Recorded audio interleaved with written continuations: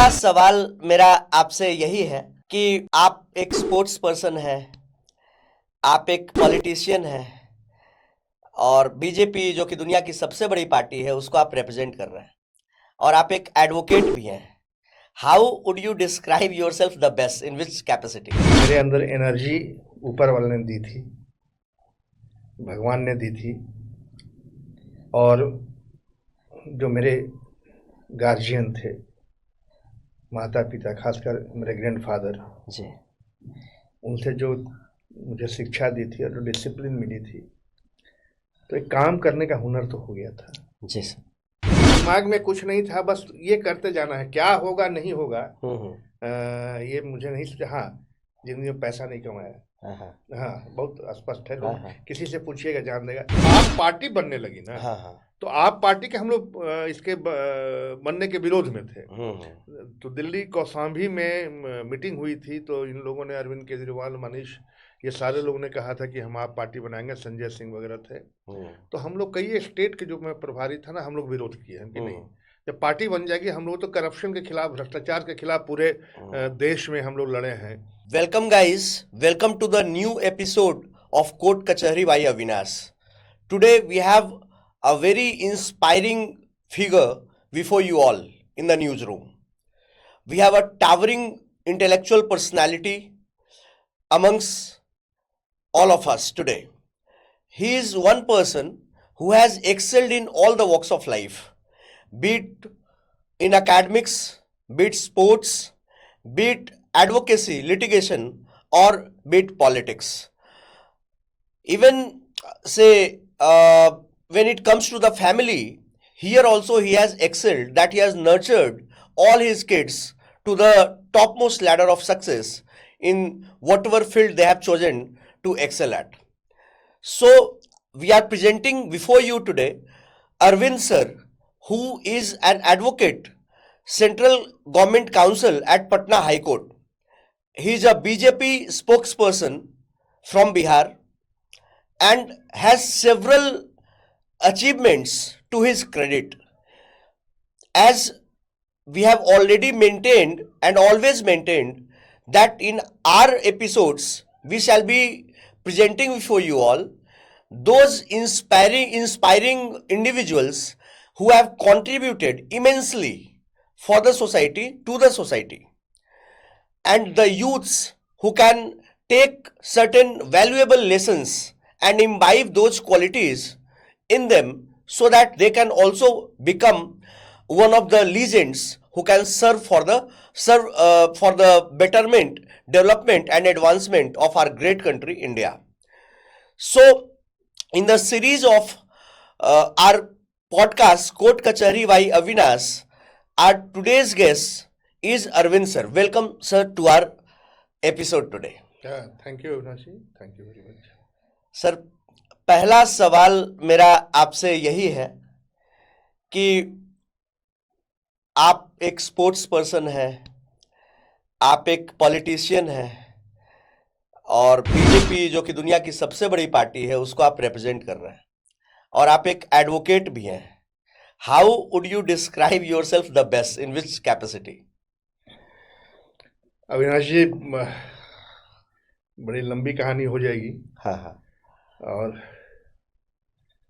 जो मेरे अंदर एनर्जी ऊपर वाले ने दी थी, भगवान ने दी थी।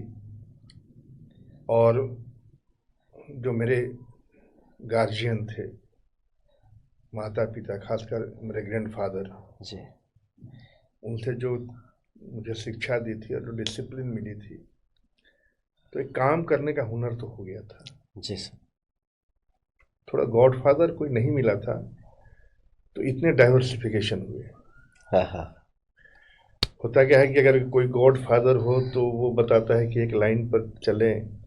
तो मैं गांव में रहता था, सुदूर मेरा गांव था, वो भी उस पहले तो गया डिस्ट्रिक्ट थी, उसमें जहानाबाद अरवल लारी एक गांव पड़ता है।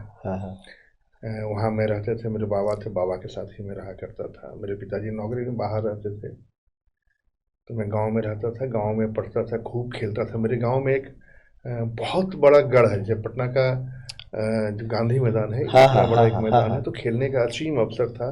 तो मैं बिल्कुल दौड़ता था, मैंने इस रूप में दौड़ता था, मेरी डिसिप्लिन। लेकिन घर में चूंकि अनुशासन था, तो बहुत दौड़ना, खेलना, कूदना के साथ डंडा भी चलता था कि पढ़ाई करनी है। हाँ, हाँ, तो पढ़ाई करनी है तो पढ़ाई की ओर भी बैठाया जाता था। हम्म, पढ़ता भी था, लेकिन रुचि ज़्यादा खेलने में था। हाँ, हाँ, लेकिन उस समय सबसे बड़ी चीज़ होती थी कि शादी एक कम एज में हो जाती थी। तो जब मैं ग्रेजुएशन कर रहा था, तो मेरे बाबा ने शादी कर दी। हम्म, और उस समय फोकस क्या रहता था, खेलो नहीं, नौकरी किसी तरह करो। करता है। तो हमारे यहाँ इतना, अब तो आप देख रहे हैं अविनाशी की, इतना मल्टी ये नौकरियां हैं, इतनी फील्ड खुल गई हाँ, है।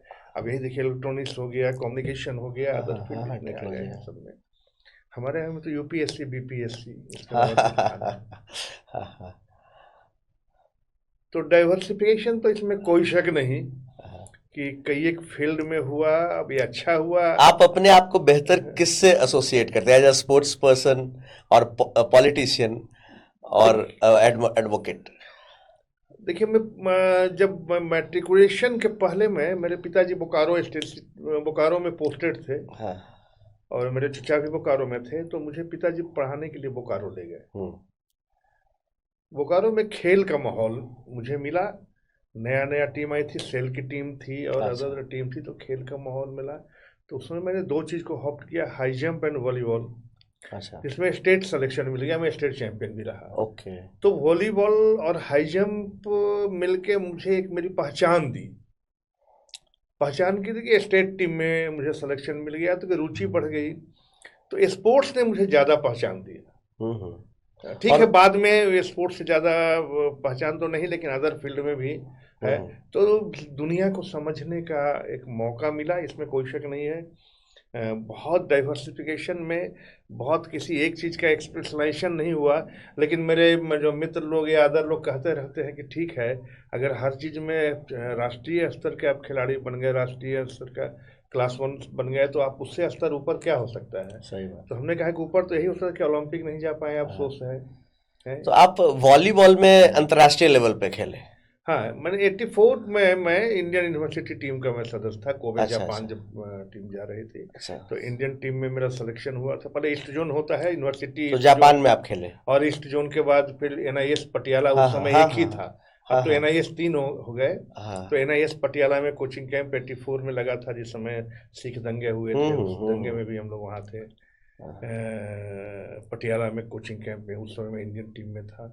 और वो कोबे जापान की एक जगह है जहाँ हाँ, हाँ, की मैचेज हो जो, गए। हाँ, जो उस टीम में मेरा सिलेक्शन हुआ था। ओके। ये वॉलीबॉल में इंटरनेशनल खेलना, मतलब इंटरनेशनल, सर मैं खुद सुब्रतो कप नेशनल खेला हूँ फुटबॉल, तो आई कैन अंडरस्टैंड कि it takes a lot of stamina, lot of guts, lot of perseverance to excel at the top. So how did you prepare yourself for the event? ये अविनाश जी, ये तो या कहिए तो एक मेरा सौभाग्य कहिए, या फिर दैव शक्ति कहिए। मैं सेंट कोलम्बस कॉलेज में पढ़ता था, तो मैं एक अच्छा स्पोर्ट्समैन था, कॉलेज चैंपियन भी हुआ था। और वॉलीबॉल जब मैं खेलने लगा, तो वहाँ हमारे बानवर साहब, एस सी बानवर प्रिंसिपल थे, एम एल दास स्पोर्ट्स के प्रोफेसर थे। उनको लगा कि लड़का बहुत आगे निकल सकता है, उनके मन में आई। तो उन्होंने रांची मुझे खेलने के लिए भेज दिया। जो international coach, chief coach of India Shekhar Bose, volleyball का सबसे बड़ा नाम है। सबसे बड़े, हाँ, शेखर बोस, हर तो कोई जानता है। शेखर बोस के यहाँ बोले, शेखर बोस ने अपने घर में रहकर एक छोटे भाई के रूप में ट्रेनिंग दिया। और वहाँ थरभगना में ग्राउंड था, तो उस क्लब में मैं खेलता था, उन्होंने ट्रेनिंग दिया। तो उस मेरा बहुत बड़ा कंट्रीब्यूशन है शेखर बोस का, कि जिन्होंने मुझे ट्रेनिंग देकर एक। और उसके बाद तो मैं पटना यूनिवर्सिटी आ गया, रांची यूनिवर्सिटी खेला, ईस्ट जोन चैंपियन हम लोग हुए रांची यूनिवर्सिटी से। वहीं में बास्केटबॉल का भी यूनिवर्सिटी टीम में रहा, बास्केटबॉल सेंट कोलम्बस कॉलेज से हम लोग खेला करते थे तब। तो जब पटना यूनिवर्सिटी में बोस साहब, एस सी बोस यहाँ प्रिंसिपल थे, रांची यूनिवर्सिटी चीफ गेस्ट बन गए थे। वो जब मेरी खेल को देखे और बेस्ट प्राइज जब लिया, तो उन्होंने पूछा कहाँ के, तो मैंने कहा कि मैं तो गया के रखने वाला हूँ, पटना का। उन्होंने कहा कि भाई पटना की यूनिवर्सिटी में क्यों नहीं पढ़ते हो। हमने बोला कि सर उतना मार्क्स नहीं है जो मेरा सिलेक्शन हो पाए। बोला आप चाहते हो हम कि सर एडमिशन मिलेगा तो आ जाऊंगा। और मैं आया बीएन कॉलेज में, मैंने जिस दिन आया एडमिशन मिला, और एडमिशन ही नहीं मिला, मुझे फ्री शिप कर दिया गया, हॉस्टल भी दे दिया गया सैदपुर में। सैदपुर हॉस्टल के बारे में क्या ख्याल है? बड़ा मेरे टर्निंग पॉइंट है अविनाश भाई, इसमें कोई शक नहीं। मैं सैदपुर हॉस्टल में था तब भी मैं इंडियन टीम में मेरा सिलेक्शन मिला था। Patna university east zone champion हुआ था, यहाँ से मैं इंडियन यूनिवर्सिटी गया था खेलने के लिए। तो पटना यूनिवर्सिटी में रहा, सैदपुर छात्रावास में जब मिली तो मैं बेसिकली दिमाग से तो स्पोर्ट्समैन था। और बगल में मोइनुल हक स्टेडियम नया नया बना था, तो मैं बास्केटबॉल प्रति मेरा इंटरेस्ट था। मैं यहाँ देखे बास्केटबॉल नहीं होता है। तो हम क्या किया कि कच्चा फील्ड बनाकर उधर एक बम्बू गाड़ कर उसमें बनाकर, इधर बनाकर 2 खंभा लगाकर उसमें बास्केट बनाकर, और राजेंद्र नगर के कुछ बच्चे जो स्टेडियम में खेलने आया करते थे तो उनको लेकर हमने, छोटे छोटे बच्चों को लेकर ट्रेनिंग शुरू किया, खुद खेलते थे। अच्छा। 1 साल, लगभग 1 साल तक खूब मैं सुबह शाम उसी में रम गया था। शाम में अपना वॉलीबॉल खेलने चल जाता था और बाकी समय यहाँ ट्रेनिंग देता था। तो वहाँ सीआरपीएफ का कैंप था, तो वहाँ कमांडेंट एक दिन आए, उनको लगा कि कौन लड़का है जो इतना छोटे छोटे बच्चे को लेकर सिखा रहा है। तो हमसे पूछे तो हम बोले कि सर ऐसे ऐसे है।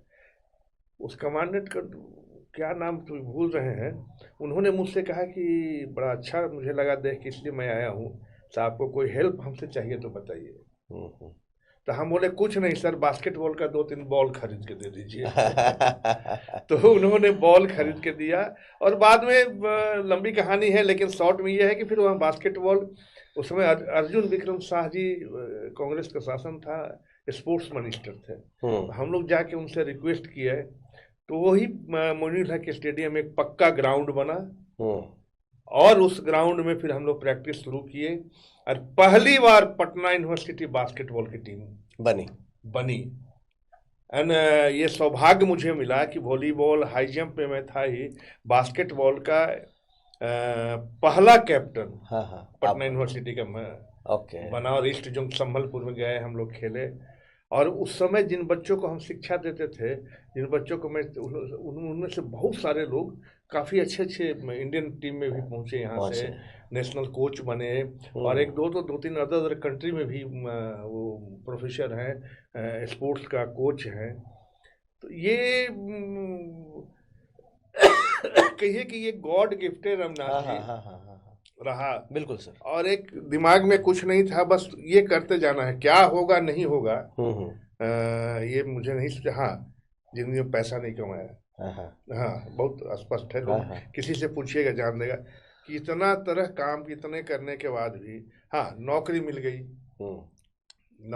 स्पोर्ट्स पर नौकरी मिल रही थी। बड़ा कहने में दुख होता है कि इंडिविजुअल गेम हाई जंप को छोड़कर मैं टीम इवेंट में गया। ऑफ कोर्स इंडियन टीम में सिलेक्शन मिला, इंडियन यूनिवर्सिटी में खेला, लेकिन उसमें जब बिहार आया तो मुझे नौकरी क्लर्क, किरानी और सिपाही, हवलदार से ऊपर नहीं मिल रहा था। ये सर एक स्पोर्ट्स का फ्लिप साइड है। कि आपको ऐसे जॉब ऑफर कर देते हैं कि अब क्लर्क, किरानी कौन बनना चाहेगा जो हाईली क्वालिफाइड है, जो अच्छे से पढ़ाई किया है। जी। तो उसके उसका वो डिजर्विंग तो है नहीं। अविनाश जी मैं क्या कहूँ, मुझे अब बहुत सारी चीज़ें एहसास होती है कि उस समय Patna university labour and social welfare, doctor GP Sinha vice chancellor, ILO international level organization के मेंबर हुआ करते थे, वो हेड ऑफ डिपार्टमेंट है। और LSW में एडमिशन मतलब कि नौकरी, क्लास 1 नौकरी। उसमें सर आप ने MBA किया, वो भी LSW पटना यूनिवर्सिटी का, उसमें एक बहुत बड़ा नाम था ही एक बात। हाँ, उसमें बहुत नाम था पटना यूनिवर्सिटी में एडमिशन लेना। अभी के IIT IIM में एडमिशन लेने के बराबर की बात मानी जाती थी लगभग, वो भी पोस्ट ग्रेजुएशन MBA करना बड़ी बात थी सर।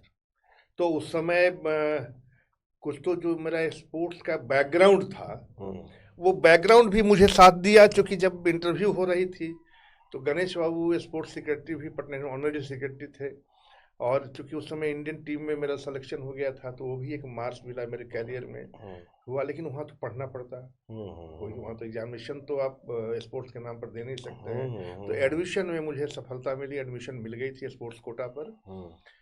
लेकिन मैं थोड़ा मेहनत किया, उस समय जितनी भी सक्षम था मेहनत किया, और फर्स्ट क्लास से मैं पास किया। उस समय भी उसमें फर्स्ट क्लास पास करना बहुत बड़ी बात है।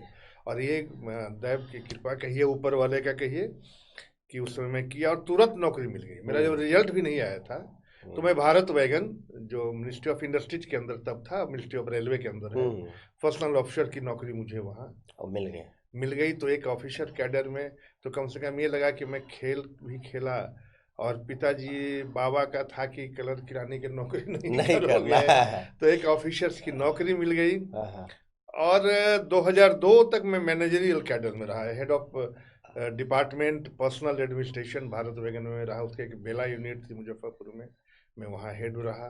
सर थोड़ा सा पीछे चलते हैं, सैदपुर हॉस्टल पे आते हैं। सर भूमिहारों का गढ़ माना जाता है, और आज भी सैदपुर हॉस्टल का एक अलग, मतलब अभी सरस्वती पूजा जस्ट हम लोग विटनेस किए हैं, तो सरस्वती पूजा और सैदपुर हॉस्टल दो बड़ा सिनोनिमस चीज है, और सैदपुर के साथ भूमिहार भी बहुत सिनोनिमस चीज है। इस पर आप क्या कहना चाहेंगे? अविनाश, ये सही चीज मैं बताता हूँ कि आप किसी से पूछेंगे उस समय, सैदपुर हॉस्टल नया नया, उसमें साइंस कॉलेज का हॉस्टल था, एक पटना कॉलेज का था, एक बीएन कॉलेज का था, एक पीजी हॉस्टल था। एंड उस समय यूपीएससी क्वालिफाई करने के लिए जो मैक्सिमम होते थे ना, चाहे राजीव गौवा हो, आपका जो चीफ सेक्रेटरी अमीर सुहानी बने, मेरे रूम के बगल में रहा करता था सैदपुर हॉस्टल में। और जब वो नमाज पढ़ के आता था, 5 टाइम नमाजी, तो हम लोग अमीर सुहानी से हम पूछते थे कि अरे इतना नमाज पढ़ोगे, पढ़ोगे कब? तो बोला सब अल्लाह देगा। और देखिए जब उनका तो आमिर सुबहानी भी सैदपुर हॉस्टल में रहते थे? हाँ, मैं कह रहा हूँ ना कि हम लोग टोकते थे। अच्छा। तो हमने कहा कि भाई जब यूपीएससी का रिजल्ट आया, ये become a gold medallist, topper, rank 1, ही गॉट रैंक 1। तो उस समय का सैदपुर हॉस्टल था। सही बात है। अच्छे साइंटिस्ट, यूपीएससी तो फ्लीट ऑफ, अभी आप राजीव भाई थे वहाँ, राजीव गौवा, वो भी वहाँ रह के प्रिपरेशन करते थे। सैदपुर ने सर स्टालवर्ट्स पैदा किए हैं। हाँ, उस समय बाद में देखिए डाइवर, उस समय कोई इस तरह की फीलिंग नहीं थी। ठीक है, बिहार में एक कास्ट ऐसा मैटर है कि कास्ट फैक्टर को आप इग्नोर नहीं कर सकते, ग्राउंड रियलिटी है। हाँ, ग्राउंड रियलिटी है। इसलिए मैं ये कभी झूठ नहीं बोलूँ कि नहीं था, लेकिन उस समय का एक माहौल था।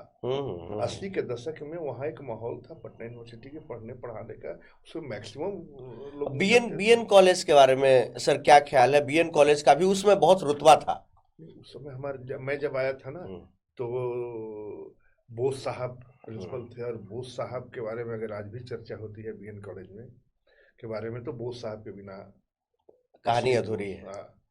उस समय अगर वो निकल जाते थे बरामदा में ना, तो किसी की हिम्मत नहीं रहती थी कि शैलेंद्र श्रीवास्तव जैसे हिंदी के टीचर हैं, हम लोग हिंदी, उनकी MIL की क्लास रहती थी, तो इतने अच्छे पढ़ाते थे, एक से एक लालजी प्रसाद का अलजेब्रा आप सुनते होंगे उस समय। एंड उस समय अविनाशी, मैं आपको कहूँ कि बीएन कॉलेज आर्ट्स और साइंस इंटरमीडिएट के लिए बीएन कॉलेज साइंस कॉलेज से बेटर था। जबकि साइंस कॉलेज का इतना नाम था उस समय, और science college higher graduation and MSc के लिए साइंस कॉलेज बेहतर था, लेकिन इंटरमीडिएट की पढ़ाई साइंस कॉलेज से बेहतर बीएन कॉलेज में था उस समय। तो बीएन कॉलेज था, डिसिप्लिन थोड़ी उसकी, क्योंकि को एडुकेशन नहीं था, केवल लड़कों का ही वहाँ एडमिशन होता था, और थोड़ी उदंडता तो थी वहाँ, पता नहीं क्यों, जैसे JNU में सुनते हैं कि कोई जाते हैं तो लेफ्टिस्ट विचारधारा के हो जाते हैं। तो बीएन कॉलेज में लोग कहता था कि एडमिशन जब हो गया तो थोड़ा सा कॉलर उठा के चलना, और ये सब थी, लेकिन हो जाता था। लेकिन फिर भी वैसा नहीं माहौल था। बाद में हायर एजुकेशन में काफी डिटोरेशन आया, पटना यूनिवर्सिटी में आई, और बीएन कॉलेज का भी मैं सेक्रेटरी था स्पोर्ट। ताहिर हुसैन उस समय PTI टीचर थे, फुटबॉल के माहिर खिलाड़ी थे। और पटना यूनिवर्सिटी में आप जब स्पोर्ट्स सेक्रेटरी बने, तो आप सबसे ज्यादा वोट से चुनाव जीते, उसकी थोड़ी कहानी बताइए। छात्र संघ का चुनाव 1984 में हुआ था, तो तब हम लोग चुनाव लड़े थे, जिसमें शंभू शर्मा अध्यक्ष, रणवीर नंदन बने थे जनरल सेक्रेटरी, मैं स्पोर्ट्स सेक्रेटरी का था। अविनाश जी, मैं उस समय चूंकि इंडिया खेल के आया था, और सारे अखबार, उस समय तो अखबार इतना सोशल मीडिया तो था ही नहीं, अखबार में इंडियन नेशन, सर्च लाइट, दो इंग्लिश हिंदी में प्रदीप और आर्यावत। तो मेरा बड़ा bold bold, Arvind Kumar selected for Indian university team, और उसके बाद भारतीय पहला बिहार के है जो भारतीय टीम, इस तरह करके काफी आया था।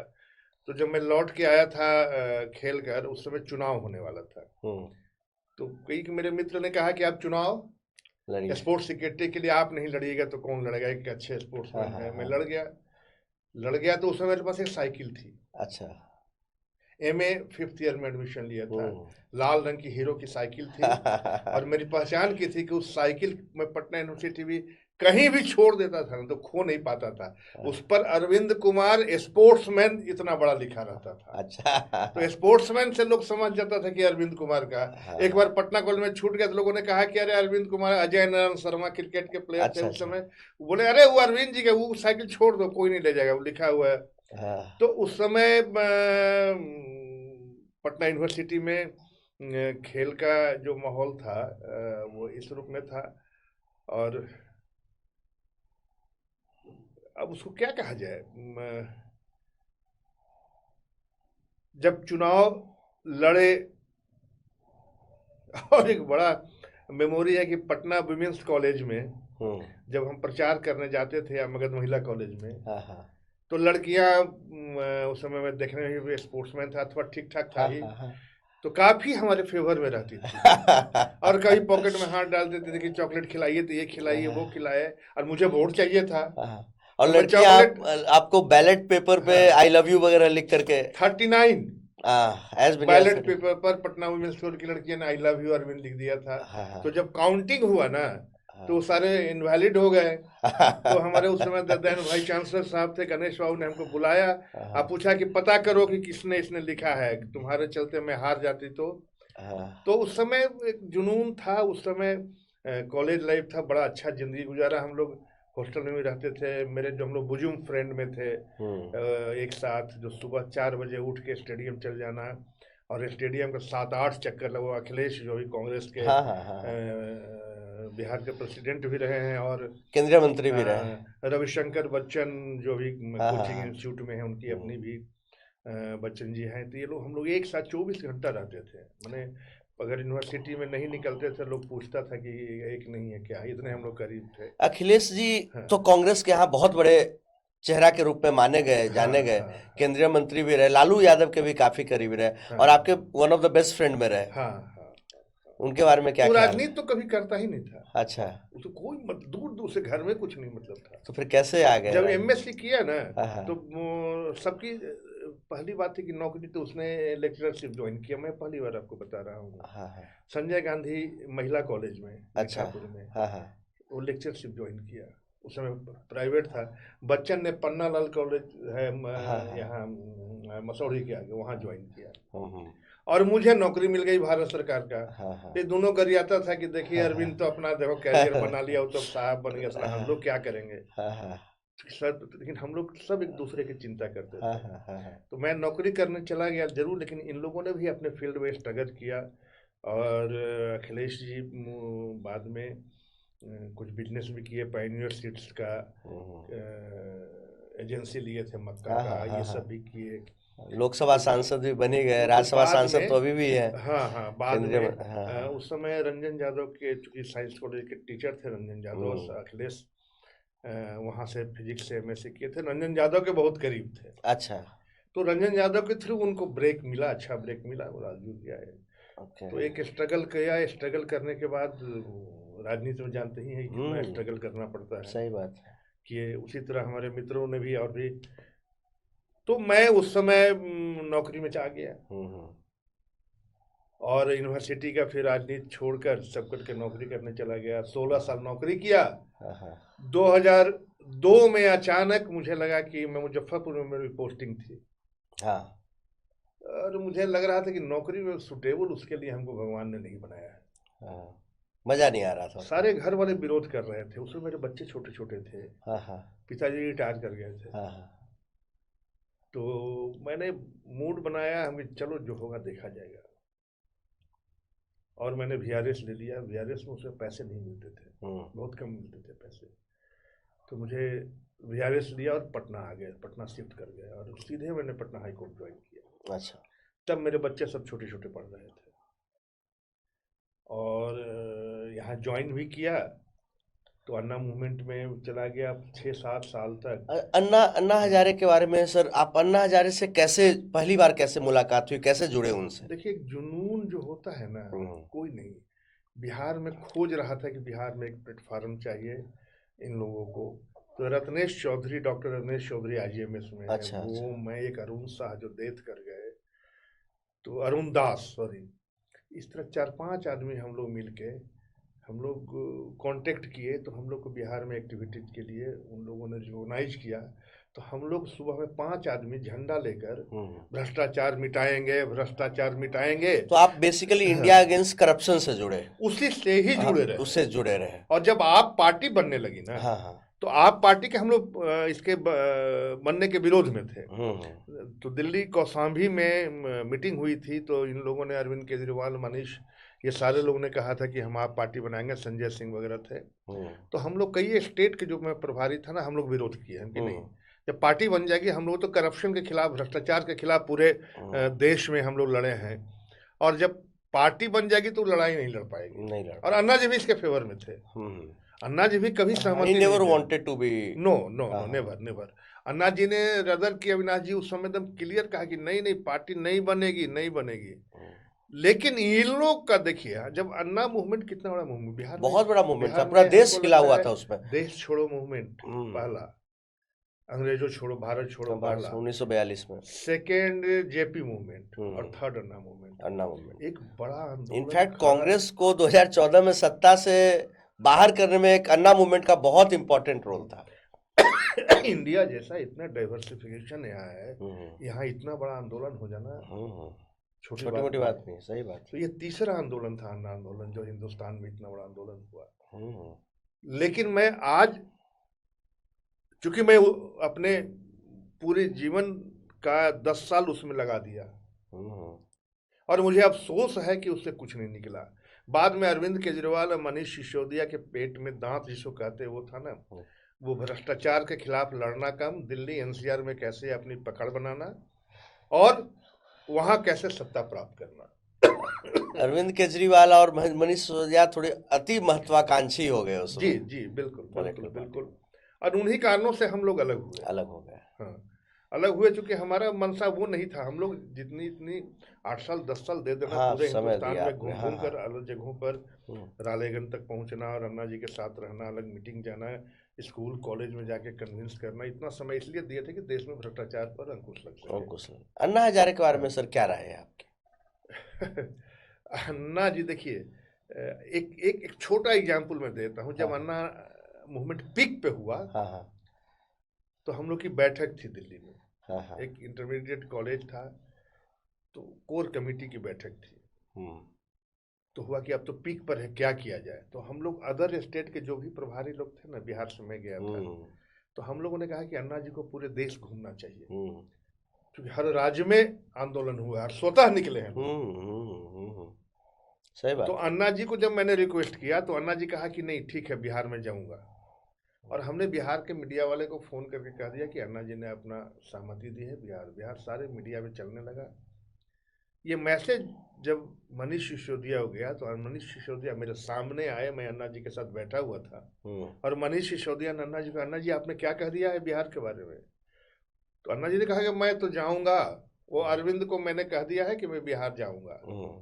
पूरा बिहार में चल रहा है मीडिया में। आपको जब मना करते हैं कि नहीं कहिए किसी को, जब तक हम लोग नहीं कहें, बिना हम लोग से, उन्होंने इतना अन्ना जी पर बिगड़ा। अन्ना जी, मनीष सिसोदिया, हाँ, अन्ना हजारे हम लोग को सामने बहुत। तो देखिए, अन्ना जी अच्छे व्यक्ति थे, बट वो सिर्फ माउथपीस थे। वो चेहरा बना के लोगों ने यूज कर लिया, चेहरा बना के यूज किया। अन्ना एक शब्द था, और मैं भी अन्ना, तो भी अन्ना। और वो बहुत डिसीजन नहीं लेते थे। जब हम लोग बैठते थे ना, सुनते थे, ये डिसीजन नहीं। उस समय सोशल मीडिया क्या होता है अरविंद केजरीवाल जानता था इसमें कोई। अरविंद केजरीवाल ने उस समय 60-70 लोगों की टीम लैपटॉप कंप्यूटर पर बैठ के पूरा मेल और इस पर करना, ये सब उस समय उन्होंने किया था। तो बैक पहल नेपथ्य में वही थे, अन्ना जी का कुछ चलता नहीं था। लेकिन अन्ना एक ब्रांड नेम हो गया था। ब्रांड नेम हो गया था, और उसी पे सत्ता मिल गई अरविंद केजरीवाल को। और आप देखे होंगे अविनाश जी कि उसके बाद सत्ता तो मिल गई, लेकिन अन्ना उनसे हट गए। बिल्कुल हट गया, बिल्कुल हट गया। तो ये तो स्पष्ट ना है कि और मैं क्या कहूँ, आम लोग समझ सकते हैं कि अन्ना जी कितने उनके साथ आप पार्टी बनने के बाद वो सहमत थे, नहीं सहमत थे। अरविंद केजरीवाल और मनीष सिसोदिया से कैसा रिश्ता रहा आपका? नहीं, अरविंद केजरीवाल से ठीक था। पटना आते थे, रदर की नीतीश जी उनको बुलाते थे और आरटीआई पर वो काम कर रहे थे। हाँ हाँ। और बिहार में आरटीआई का ड्राफ्ट बनाने में अरविंद केजरीवाल का अच्छा था। लेकिन मनीष सिसोदिया शुरू से वो बहुत एम्बिशस व्यक्ति जो होता है ना, एम्बिशस कैसे, सत्ता और पैसे के लिए। हाँ हाँ हाँ हाँ। और अरविंद केजरीवाल एक ब्रेन था उस समय, और उस समय अगर बेलाइट सर्विसेज में था, इनकम टैक्स ऑफिसर थे, उसे रिजाइन करके मूवमेंट में आना, बोलना खरी। और तब कांग्रेस अकंठ भ्रष्टाचार में डूबा हुआ था। हाँ, एक परसेप्शन बना हुआ था लोगों के बीच में। हाँ, लोगों के बीच में उस समय बहुत सारे घोटाले का नाम आ रहा था। तो उसका होता क्या है ना कि खरा खोटा बोलने से ना जनता सुनती है। तो अरविंद केजरीवाल ने वही किया। और हम लोग पहली बार हुआ कि कैसे दिल्ली में अपनी साम्राज्य बनाना है, तो हुआ कि यहाँ जो बिहारी और पूर्वांचल के लोग हैं ना, वो अधिक संख्या में है बहुत। और यहाँ 3 टेम्पू यूनियन था, और वो तीनों बिहारी के कब्जे में था। अच्छा। तो इन लोगों ने पहला काम किया कि जो टेम्पू वाला यूनियन था दिल्ली में, जो टेम्पू चलाते थे ना, उनकी मीटिंग हम लोग किए। और अरविंद केजरीवाल ने किया, तीनों सहमत हो गए। उस समय क्या किया ना कि उनको कॉन्फिडेंस में लेके और ये काम किया, झुग्गी झोपड़ी तक लोग पहुंचे, टेम्पू वाले तक पहुंचे, छोटे छोटे के ये वर्क किया ग्राउंड लेवल पर, ग्रास रूट लेवल। हाँ, तो अब वो क्या था ना कि बहली आडंबर, और ये करके कोई ना कांग्रेस वोट ले पाई, ना हम लोग ले पाए, ना कोई आयल ले। ग्रास रूट पर उसने जो काम किया था, एक झुग्गी झोपड़ी वहाँ अवैध था जिसको सरकार हटा रही थी, तो मनीष सिसोदिया जाके डोजर के सामने, जो जेसीबी के सामने सो गया कि भले हम पर चढ़ाओ तो। जबकि वो अवैध कॉलोनी थी। अब वहां के जो जनता है झुग्गी झोपड़ी वाला, तो इनके जो वोटर जो झुग्गी झोपड़ी वाले थे उनको दिया कुछ नहीं। लेकिन वोट, जैसे बिहार में लालू जी ने क्या किया, जितना बड़ा मैंडेट लालू जी को मिला था, अगर चाहते तो बिहार को स्वर्ग बना देते। लेकिन ये देखे कि हम जातीय उन्माद फैलाकर ही नेता बने रह सकते हैं। गरीब गुरबा तो इन्होंने एक जातीय उन्माद को पैदा किया, और इनके फेवर में एक जो पिछड़ी जातियां थी वो आई, तो इन्होंने सत्ता में रहा और राज किया। बिल्कुल। उसी तरह दिल्ली में अरविंद केजरीवाल और वो लोग झुग्गी झोपड़ी वाले को गलत ये दिखाकर और उनका वोट लिया। उनका वोट पोल होता था, अपार्टमेंट के बड़े बड़े वोट पोल नहीं होता था। हम लोग तो अपना जॉब में चले गए, इधर बिजी हो गए, उधर बिजी हो गए। अरे 2-2 3-3 महीना चुनाव के पहले जाके दिल्ली में रखे हम लोग गली गली घूमते थे। उन लोग वोट 10% 20% वोट कास्ट करने के लिए निकलते थे, लेकिन झुग्गी झोपड़ी का लाइन लगा के दे रहा है। सही बात। उसमें स्थिति हुई कि इनकी अच्छी सीट, उसमें 34 या समथिंग सीट। पहली बार में। और 15 में तो स्वीप ही कर गए फिर पूरा का पूरा 67। तो उसके बाद मैं वहाँ छोड़ चुका था, और चूंकि भारतीय जनता पार्टी में विद्यार्थी परिषद से भी था। सर, तो ये थोड़ा सा सर, ये मनीष सिसोदिया के बारे में आपने एक बात बताया कि मनीष सिसोदिया थोड़ा ओवर एम्बिशियस थे, और इसी का रिजल्ट ये हुआ कि कुमार विश्वास और ये दोनों बचपन के दोस्त थे, मनीष सिसोदिया। और कुमार विश्वास ने फेसबुक पे लिखा, यूट्यूब पे भी बहुत मीडिया हाउसेस को भी उन्होंने बोला कि हमारी दोस्ती थी, लेकिन इसके अति महत्वाकांक्षा के चक्कर में हमारी दोस्ती टूट गई। अविनाश जी देखिए, इंडिया अगेंस्ट करप्शन IAC में इन्हीं लोग की भूमिका थी, इसमें कोई शक नहीं। हम लोग जुड़े थे, समय दिए, मेहनत दिए, लेकिन थिंक टैंक में कुमार विश्वास भी थे, गोपाल राय थे, सबसे हम गोपाल राय की थी, किरण बेदी थी, प्रशांत भूषण थे जिनका बहुत बड़ा कंट्रीब्यूशन था, मनीष सिसोदिया, ये संजय सिंह, एक अरविंद मेनन थे। इन लोगों ने मिलकर ही बनाई थी, इसमें कोई शक नहीं है, और खड़ा भी किया है। और मैं जितना समझ पाया कि कुमार विश्वास जब राज्यसभा भेजने की बात हुई, तो कुमार विश्वास को इन लोगों ने ओके कर दिया था। अच्छा, फिर हरियाणा वाले लेकिन गुप्ता भेज जी आ दिए गए। एक गुप्ता दिल्ली हरियाणा के गुप्ता जी जो बहुत धनाढ़ आदमी है, हाँ बाद में हाँ इल्जाम लगा कि उन्होंने 100 करोड़ पार्टी फंड में दिया है। हाँ हाँ हाँ, हाँ हाँ। तो जब उन दोनों को भेज दिया ना, तो कुमार विश्वास भी थोड़ा ईगो वाले प्रॉब्लम थे, हाँ, ईगो वाला इनका प्रॉब्लम था, हाँ, हाँ, तो ईगो इनको हर्ट किया। हाँ, बाद में भी थोड़ा बहुत इनको होप रहा, तो उस समय छोड़े नहीं, हाँ, लेकिन बाद में फिर संजय सिंह को भेज दिया गया हाँ, राज्यसभा। अब उनको लग गया कि तब तो मैं न संजय सिंह के बराबर हूँ, न वो कहाँ से गुप्ता आ गए और वो लोग आ गए, अब मेरा यहाँ संभव नहीं है, तो उन्होंने फिर अपना रास्ता। आपका तो सांसद संजय सिंह से भी बड़ा मधुर संबंध रहा, आपके घर पे भी आना जाना। हाँ हाँ, घर पे आना जाना, आज भी अभी कुछ दिन पहले आए हुए थे तो मेरे ही साथ थे। और संजय सिंह का देखिए व्यक्तिगत संबंध है, व्यक्तिगत संबंध चलते रहता है और मैं निभाता हूँ। हाँ, हाँ, हाँ, कांग्रेस अध्यक्ष अखिलेश बिहार के हुए, हाँ, उन्होंने मुझसे कहा भी कि कहाँ भाजपा में पड़े हुए हैं, हाँ, हाँ, आप जैसा लीडर जो हम लोग ये रहते थे, हाँ, हाँ, अब आज भाजपा में हैं, आप आइए कांग्रेस से लड़िए, इधर से हम बात करेंगे। हमने कहा कि नहीं, देखिए दो चीज हो सकता है, हाँ, फिर जो मेरी अपनी पहचान है, और इतने दिनों तक ठीक है, मुझे क्या मिला नहीं मिला इसकी जब हम परवाह नहीं किए, कितना खोया हाँ, हाँ, इसका हिसाब किताब हमने नहीं रखा, तो मैं पार्टी छोड़ के नहीं जाऊंगा। पार्टी भाजपा मुझे रखे नहीं रखे, दे नहीं दे, निकाल दे, वो मंजूर है। मैं गांव में जाके खेती करूंगा, वो मुझे मंजूर है।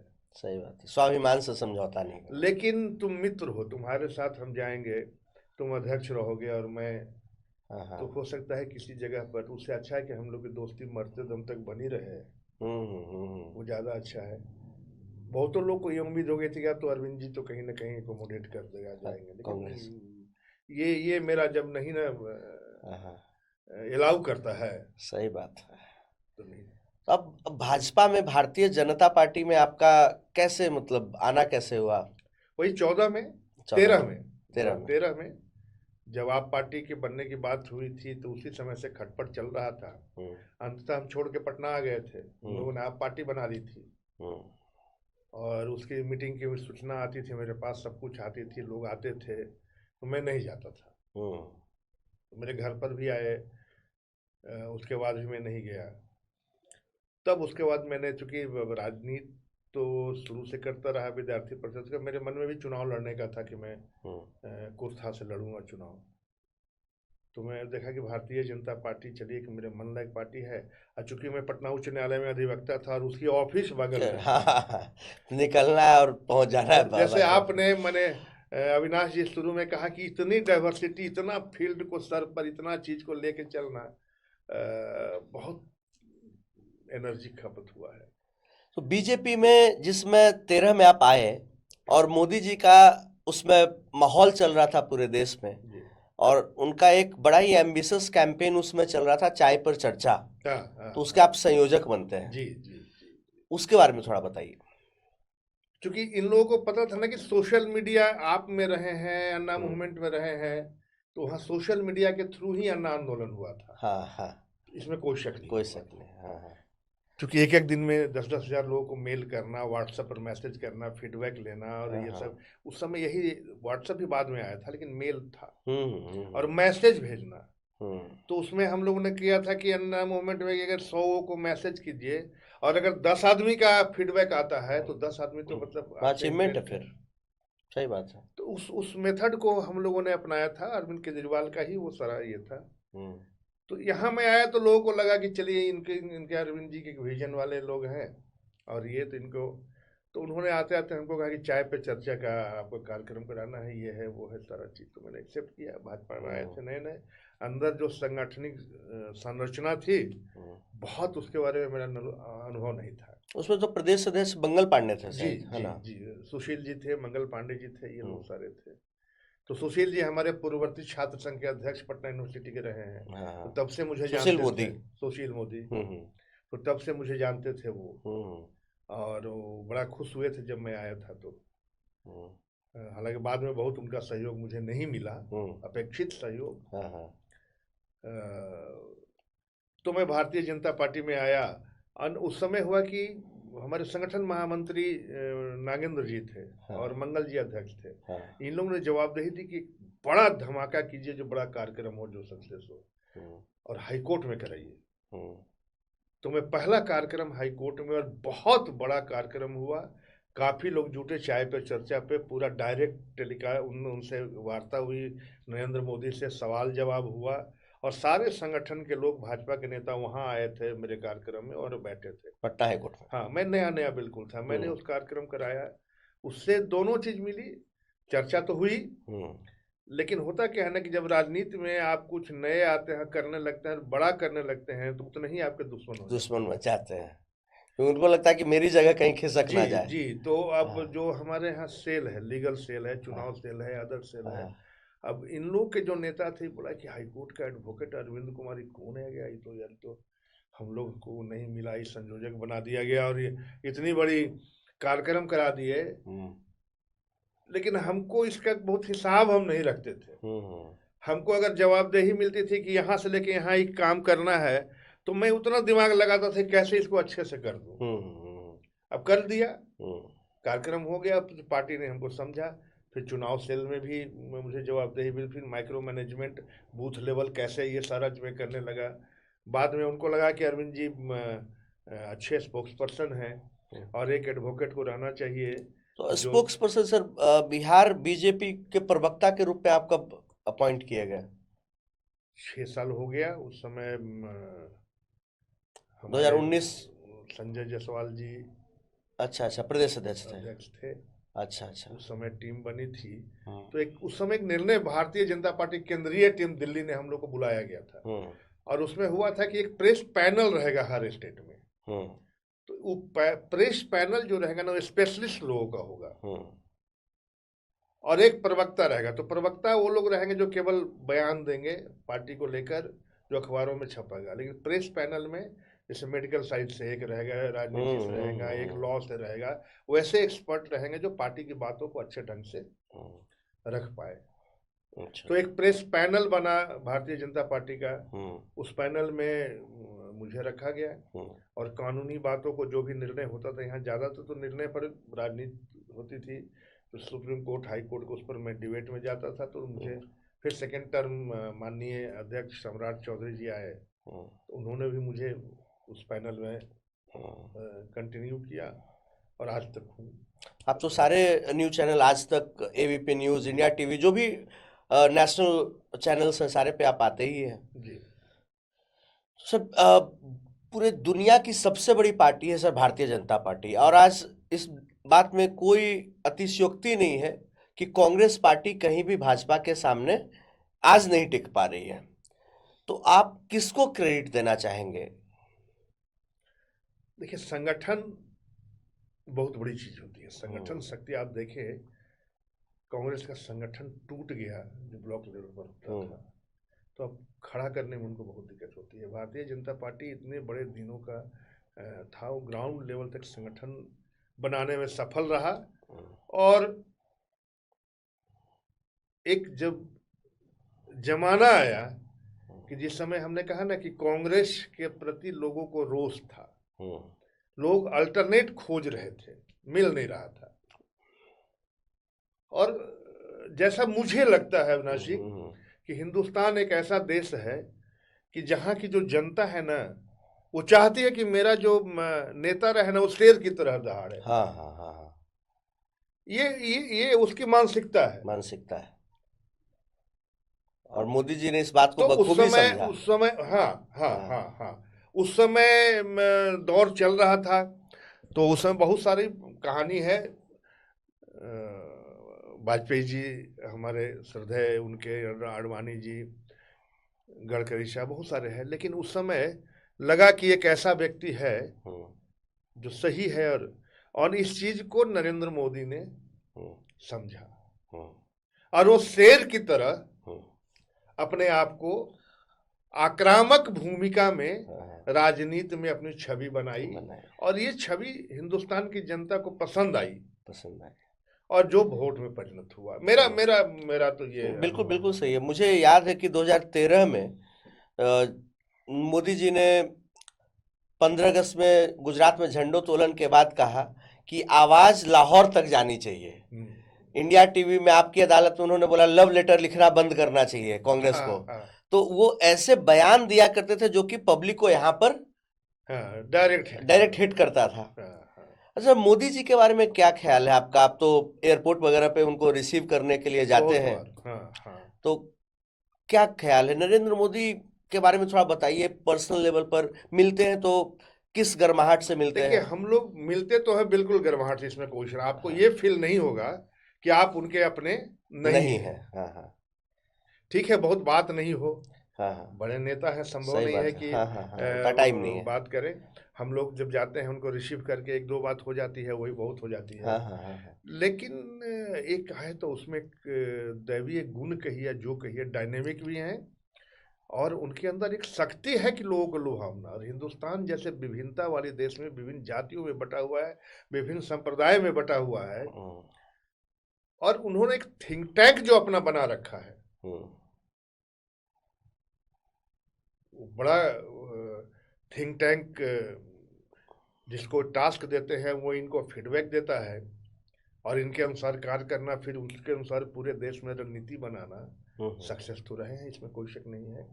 तो ये तो नरेंद्र मोदी का विजन है, आप देख रहे होंगे। देखिए, मैं कहूँगा तो फिर इस चीज़ को लेकर काफ़ी ये भी होगा, लेकिन फिर भी जो सच्चाई है सच्चाई है।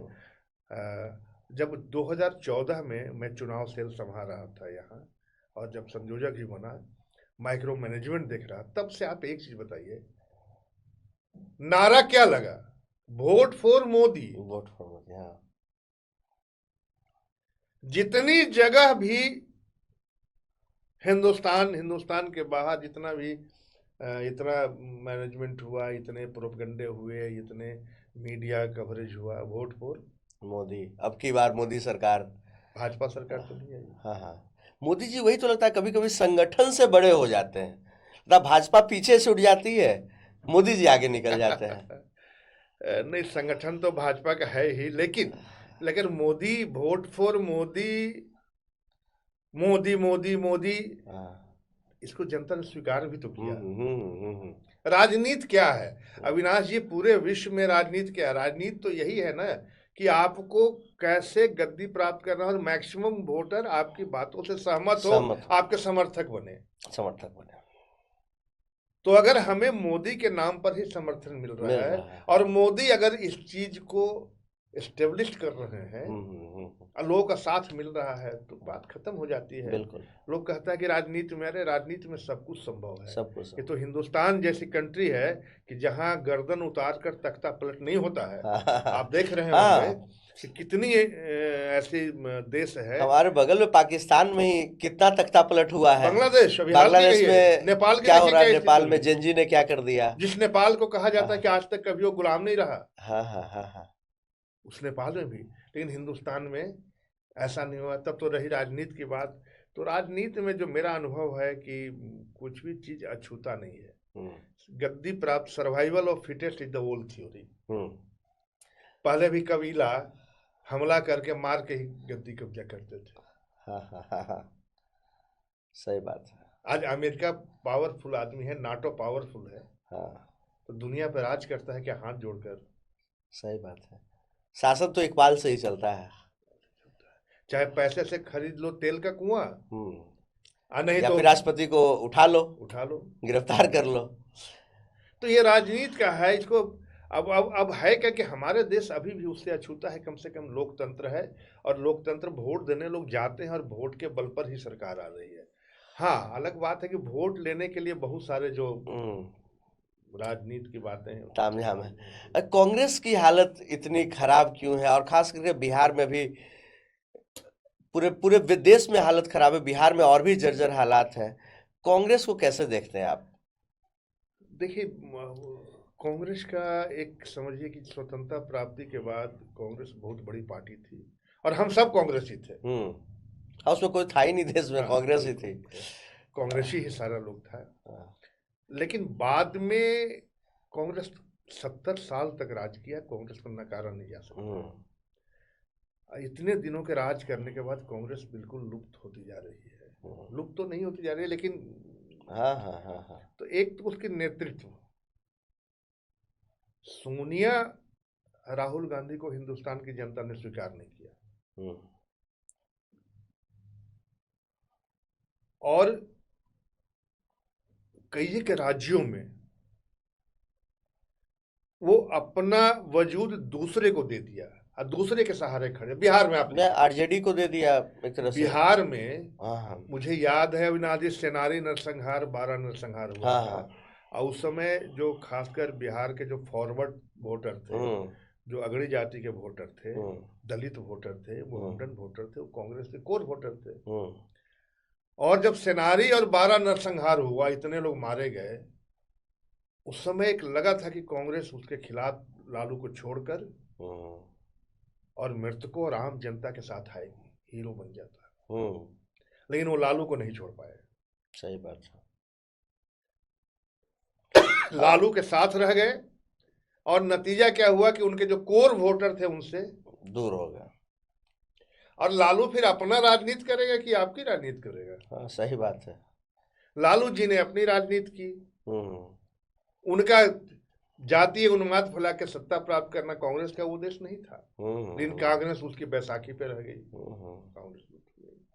इन्हीं सब कारणों से अविनाश जी मुझे लगता है, जो मेरा राजनीतिक अनुभव है, जो मैं जितना देख रहा हूँ, कांग्रेस अपने कारणों से एक सक्षम नेतृत्व और निर्णय लेने की क्षमता नहीं रहने के कारण हुआ है। भारतीय जनता पार्टी ने बढ़ चढ़ कर निर्णय लिया। ठीक है, 100 में अगर आप 80 जीत जाते हैं तो बेटर स्कोर होता है।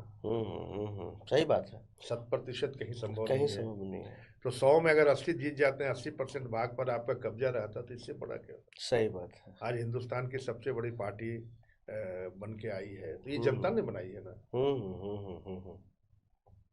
सही बात। सर, नितिन नवीन का राष्ट्रीय अध्यक्ष बनना, इतने सब इंडिया के बीजेपी के अभी तक के जो भी राष्ट्रीय अध्यक्ष हुए हैं, इतने कम उम्र में कोई भी राष्ट्रीय अध्यक्ष नहीं बने, और बिहार से आज तक कोई राष्ट्रीय अध्यक्ष नहीं बने थे। इसको आप, इस डेवलपमेंट को कैसे देखते हैं? देखिए, एक तो भाग्य जो कहा जाता है ना, कभी बहुत मेहनत। जैसे यूपीएससी में हम लोग जब बैठते थे तो कहते थे कि 50% लेबर एंड 50% लक। आप भी यूपीएससी फेस किए हुए हैं, तो अच्छे अच्छे लड़के पढ़ने वाले भी कभी कम्पीट नहीं कर पाते और मीडियोकर निकल जाते थे। तो कहीं ना कहीं उनका लक भी होता था कि क्वेश्चन जो हम जान रहे हैं वही पूछा, सब होता है। तो हमारे यहाँ देखिए, इधर आप देख रहे होंगे कि नड्डा साहब जब राष्ट्रीय अध्यक्ष बने, उनका टेन्योर पूरा हो गया था। अध्यक्ष बदलनी चाहिए थी।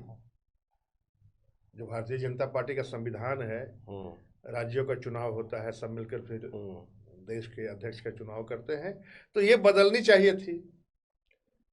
लेकिन चुनाव आते रहे, कभी लोकसभा कभी राज्यसभा, विधानसभा, तो उनको एक्सटेंशन मिलता रहा और किसी ख्वाब नहीं रहता कि हम बड़ी कुर्सी पर बैठे।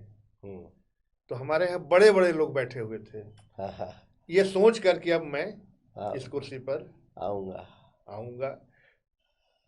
होनी भी चाहिए, कोई अन्याय नहीं है। मैं भी चाहता हूं कि मैं जहां हूं इससे मैं आगे बढ़ूं। सत्ता में कोई साधु बनने तो आया नहीं है राजनीति में, और राजनीति की सर्वोच्च शिखर तक पहुंचना ही तो ख्वाब रहता है। सही बात है। मेरा बेटा जब IIM अहमदाबाद क्वालिफाई किया, तो हमने भगवान के सामने जाकर कहा कि हमको तो भाई सर्वोच्च चीज मिल गया है, बेटा इतना कर गया, क्या चाहिए? तो क्या था? सही बात है। एक एम्बिशन होता है, किसी का होता है कि हमें स्पेस टेक्नोलॉजी में मेरा बेटा जाए, कोई IIT जाए, कोई IPS बने।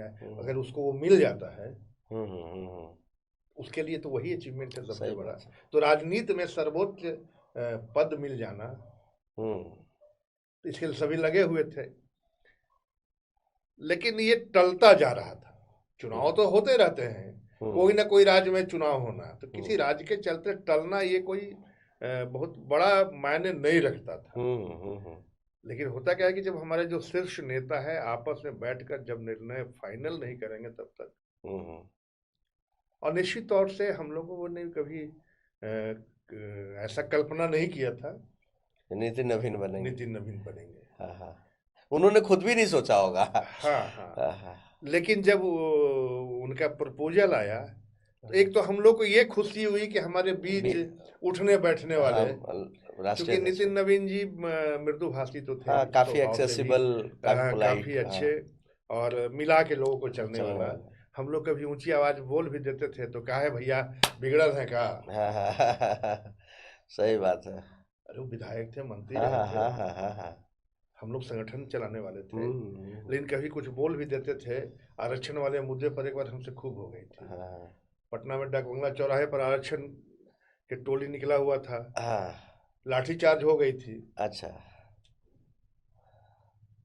तो मैं कहीं ना कहीं से थोड़ा इसको फीडबैक करता रहता हूँ, मीटिंग करते रहता हूँ, इस तरह की चीजें करते रहता था। तो हमको लगा पटना का कोई विधायक नहीं बोल रहा है, तो मैं नितिन नवीन जी को फोन किया, हम ये क्या तरीका है कि आप कम से कम इनको सपोर्ट तो कीजिए, आप नगर के विधायक है, आपको हम लोग इतने ऐसे मुद्दों पर सहयोग कीजिए। तो बोले कि देखिए अरविंद जी ये पार्टी का नहीं, ये वो करते, तो फिर हमसे भी बहुत हो गया। बाद में एक दिन बाद मैं भाजपा कार्यालय से निकल रहा था, वो आ रहे थे, भैया प्रणाम, कहा है आप इतना बिगड़ जाते हैं। ये देखिए बहुत बड़ी चीज होती है। अपना सही बात है, इंसान का गुस्सा खत्म हो जाता है फिर। तो नितिन नवीन सौभ है, ये है, विजनरी है, और एक चलिए मिली है। बहुत विरोधियों का, जो भाजपा के विरोधी है, उनका ये कहना है कि नरेंद्र मोदी और अमित शाह ने एक यसमैन को बैठाया है, एक पपेट काइंड ऑफ पर्सन को बैठाया कि जो वो बोलेंगे ये करेंगे। ये तो देखिए वक्त बताएगा, अभी तो नया नया है, और राजनीति में एक ही पटरी केवल एक ही साइड से नहीं चलती है। प्लेटफार्म पर उधर से भी ट्रेन आती है, इधर से भी जाती है, उधर से आती है, जाती है, जाती है। तो हर तरह के लोग हैं। विरोध अगर राजनीति में नहीं हो तो एक आदमी भगवान बन जाएगा। सही बात है। तो विरोध कर रहे हैं, होना राजनीति है। राजनीति में अपने मत की है, अपने अपना मंतव्य होनी ही चाहिए, इसमें कोई शक नहीं है। सर, ये जो यूजीसी का कानून आया, जिसको लेकर के कल सुप्रीम कोर्ट ने स्टे भी लगाया है, और 19 मार्च को अगली तारीख है जिस पे बहस होनी है, तो यूजीसी को लेकर के लोगों के मन में बहुत भ्रांति है, और बीजेपी का जो कोर वोट बैंक है अपर कास्ट, वो खासा नाराज है। इस पे क्या कहना चाहेंगे? नहीं देखिए, अब जात पात से अगर हम वहीं सिमटे रहेंगे तो माहौल कभी बदल नहीं पाएगा। जैसे हम शेड्यूल कास्ट, शेड्यूल ट्राइब, पिछड़ी अगड़ी जाति के बीच, दलित के बीच सिमटे रहे, तो आज आरक्षण के लगे हुए 70 साल से ऊपर हुए, लेकिन फिर भी उनका विकास नहीं हुआ। सही बात है। तो अब अच्छे इन्वायरमेंट पैदा कीजिए ताकि वहां न जात पात भेदभाव कुछ नहीं रहे, वहां एक दूसरे को शक की दृष्टि से नहीं देखे, ये भावना होनी चाहिए। अब वो समय गया, अब स्वीकार नहीं है कि लालू जी जैसे लोग चाहेंगे कि दलित और पिछड़ा का उन्माद फैलाकर हम सत्ता पे रहेंगे और बाकी कुछ नहीं करेगा, तो ऐसा नहीं है। सही बात। मुखर है जनता, अब जनता नहीं चाहती है, जनता जात पात नहीं चाहती है, जनता चाहती है कि विकास हो, काम की बात हो और काम की हो। और उसके लिए बहुत सारे कानून बने हुए हैं, हर कॉलेज में कमेटी बनी हुई है। अगर आप किसी के प्रति गलत करते हैं तो कमेटी एक्शन लेती है। किसी दलित को सताने का आपको हक नहीं है।